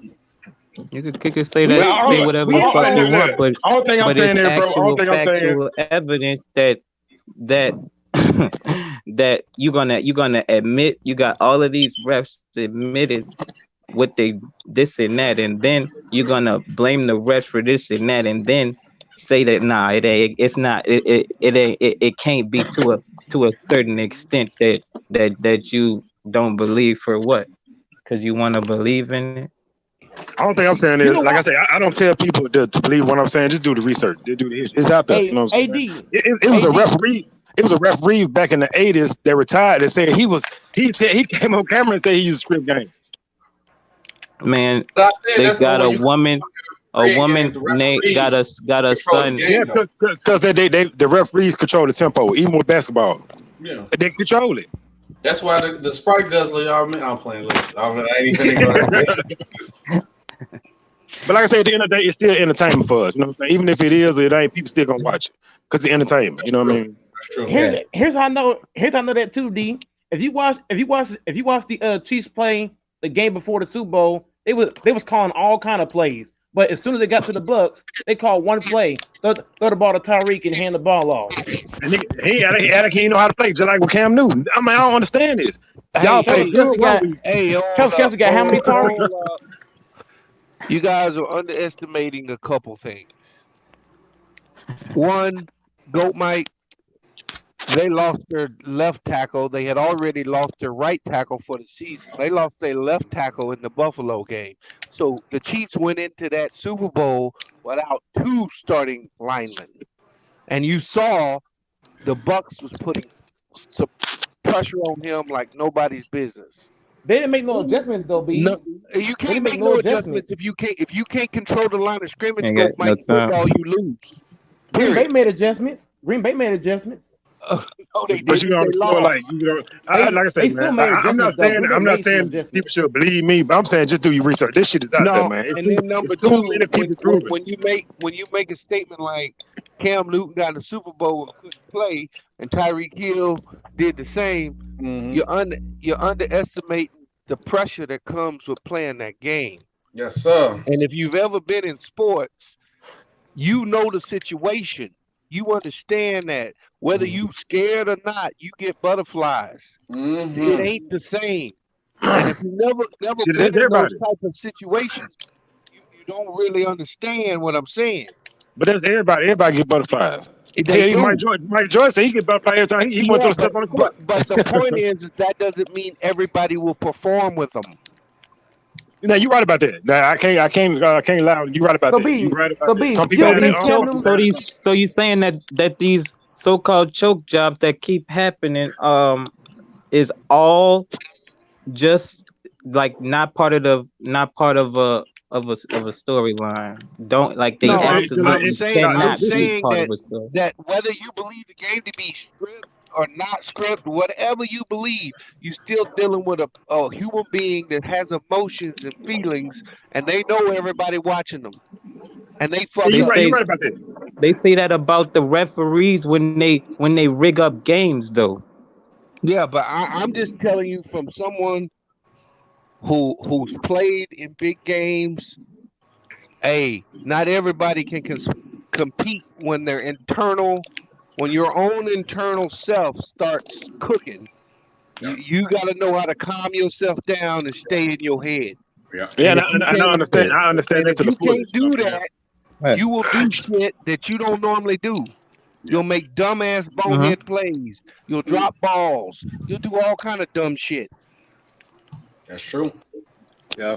Like I say, it's too much evidence out here to prove. You know what I'm saying? Like I said, I'm not saying y'all should believe me because everybody had their own mind. It's technology out today. You know what I'm saying? So you always go back and look at different things, but it's too much evidence out here saying that this shit is scripted, and these people are proving it. Like I said, I don't believe everything. I don't believe in gematria and all that shit. I don't believe in that shit. Some people do, some people don't. You know what I'm saying? But at the end of the day, it's still good entertainment for us. You know what I'm saying? Yeah, because I get what you're saying, but I just feel like they don't have the power. Like only way you can actually control the games, like with the refs, like what the refs did with the Lakers and the Sacramento Kings, the referees calling like the foul calls like that. But to actually sit here and say that they got like it's like wrestling, bro. We're gonna put on a show, but we're gonna let y'all win. Man, even John Cena said it one day. He was hosting the awards. He was hosting something. You know what I'm saying? Like I said, it's a lot of truth told in the joke. And he was saying, "Hey, y'all just like us. Y'all scripted just like us." You know what I'm saying? But a lot of people won't believe because they think he's just joking. You know what I'm saying? Hey, SB, let me ask you this, SB. Since you said that, SB, you don't think when certain teams play each other, you don't think certain guys drop passes on purpose to try to make another team win? Because everybody's not informed. You might have just a quarterback or just a wide receiver. It's not like the whole team. But the whole point is you not understand. I know the joke you talking about that John Cena said. John Cena was talking about like the characters, like okay, KD's the villain, and then somebody switch over. Now you got a new villain. Yeah, they make the storylines. They make the storylines like that, but it's not actually like, all right, bro. Tonight the score gonna be 120. No, I ain't saying I ain't saying it like that. No, I ain't saying it like that. So they bet like, on that type of shit. 120. They definitely bet on it. SB. You don't think that a lot of money involved with that. I keep telling you what I'm saying. Let's say they pay Tom Brady to throw 100 to throw like 10. Let's say they pay Tom Brady to play bad on purpose. You don't think that's rigging too? They can pay a player to say, look, if you drop 10 passes or if you do this or that to make the other team win, we'll pay you this amount of money. What about all of the bankers that's referees? It's not just the refs. It's also the players too. People can pay the player to say, you know what? Let the other team win. Drop every pass. Fumble the ball. Don't catch the ball. Don't play defense. Play lazy. All that stuff. Keep the spread. Keep the spread. But like I say, it's still good for entertainment because that's what it's here for, entertainment. You know what I'm saying? But like I say, sports like football and basketball is a way of life. You know what I'm saying? But NFL and NBA, that's the business. You know what I'm saying? People like get that twisted. Like this is a business. You know what I'm saying? They in to make money. Right. But like I say, at the end of the day, Green Bay still my team. You know what I'm saying? Even though I don't think we're gonna win nothing else right now, but you know, it's still my team. It hurt me 2 years straight, bro. Like last year. Right, I made so much money during the playoffs and even this year. But once again, when I bet on Green Bay, we lost. But just like story with Lamar Jackson, right? Last year, they were saying, "Oh, Lamar Jackson can't win the playoff game. He's good, but he can't win. What he do this year? He won the playoff game. Last year, when I told motherfuckers Tennessee was gonna beat Lamar Jackson because the narrative he can't win the playoff game. What they do last year? beat his ass. He came back this year. Dog, they finna beat them because what they did last year. What he do this year? Beat the shit out of them motherfuckers. So it's a lot of like coaches use favorite coaches and all that shit. AD. I'm gonna say something else. I'm gonna say something else in your favor too. I was watching Undisputed just last year. Last year I watched Undisputed, and they were saying that Skip Bayless was saying that Tom Brady is gonna win without Belichick, and then somebody else said that Brady can't win without Belichick, and then the very next year, what happens? This motherfucker wins the championship. And then he the only if I'm not mistaken, he the only quarterback that played in the Super Bowl in his hometown. Now what a coincidence out of all this shit. Come on. And nobody picked the Bucks to win too. Nobody picked the Bucks to win the Super Bowl this year. Nobody. Everybody said the Bucks was ass. It was gonna lose. Everybody was saying that Tom Brady can't win without Belichick, and what he do? Yeah, see that was the story. Cause see, it's just like doing the regular season. And like a lot of these quarterbacks team, they talk down on because they don't want you to look at them. And then all of a sudden you're like, what the fuck these people come from? Because they that'll throw you off. That was the media there for. They threw everybody out because everybody was saying that he can't win without Belichick, and that's what he did the very next season. Yeah, cause I wasn't even looking at Tampa. I wasn't even looking at them till then I got too late. I said, oh shit, we finna lose. It's all over TV. It's on Undisputed, AD. It's on Undisputed, ESPN, all that stuff.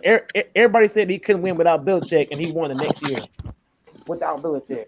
Yeah, but like I said, at the end of the day, it's still good entertainment. Everybody give us something to watch. You know what I'm saying? Yeah. That's what give us some debate about, you know what I'm saying? So it's at the end of the day, it's still cool for entertainment. Bob Chantal. And that's what I was saying. That's what I gotta go, man. My better fit. Go ahead. I appreciate you coming through on the show, man. Everybody salute who on the show. Make sure everybody like, share, subscribe, hit the bell to be notified. I definitely gotta go make a run. I gotta get this food. My girl was calling me, so I'm definitely gonna be on later doing the Bulls stream.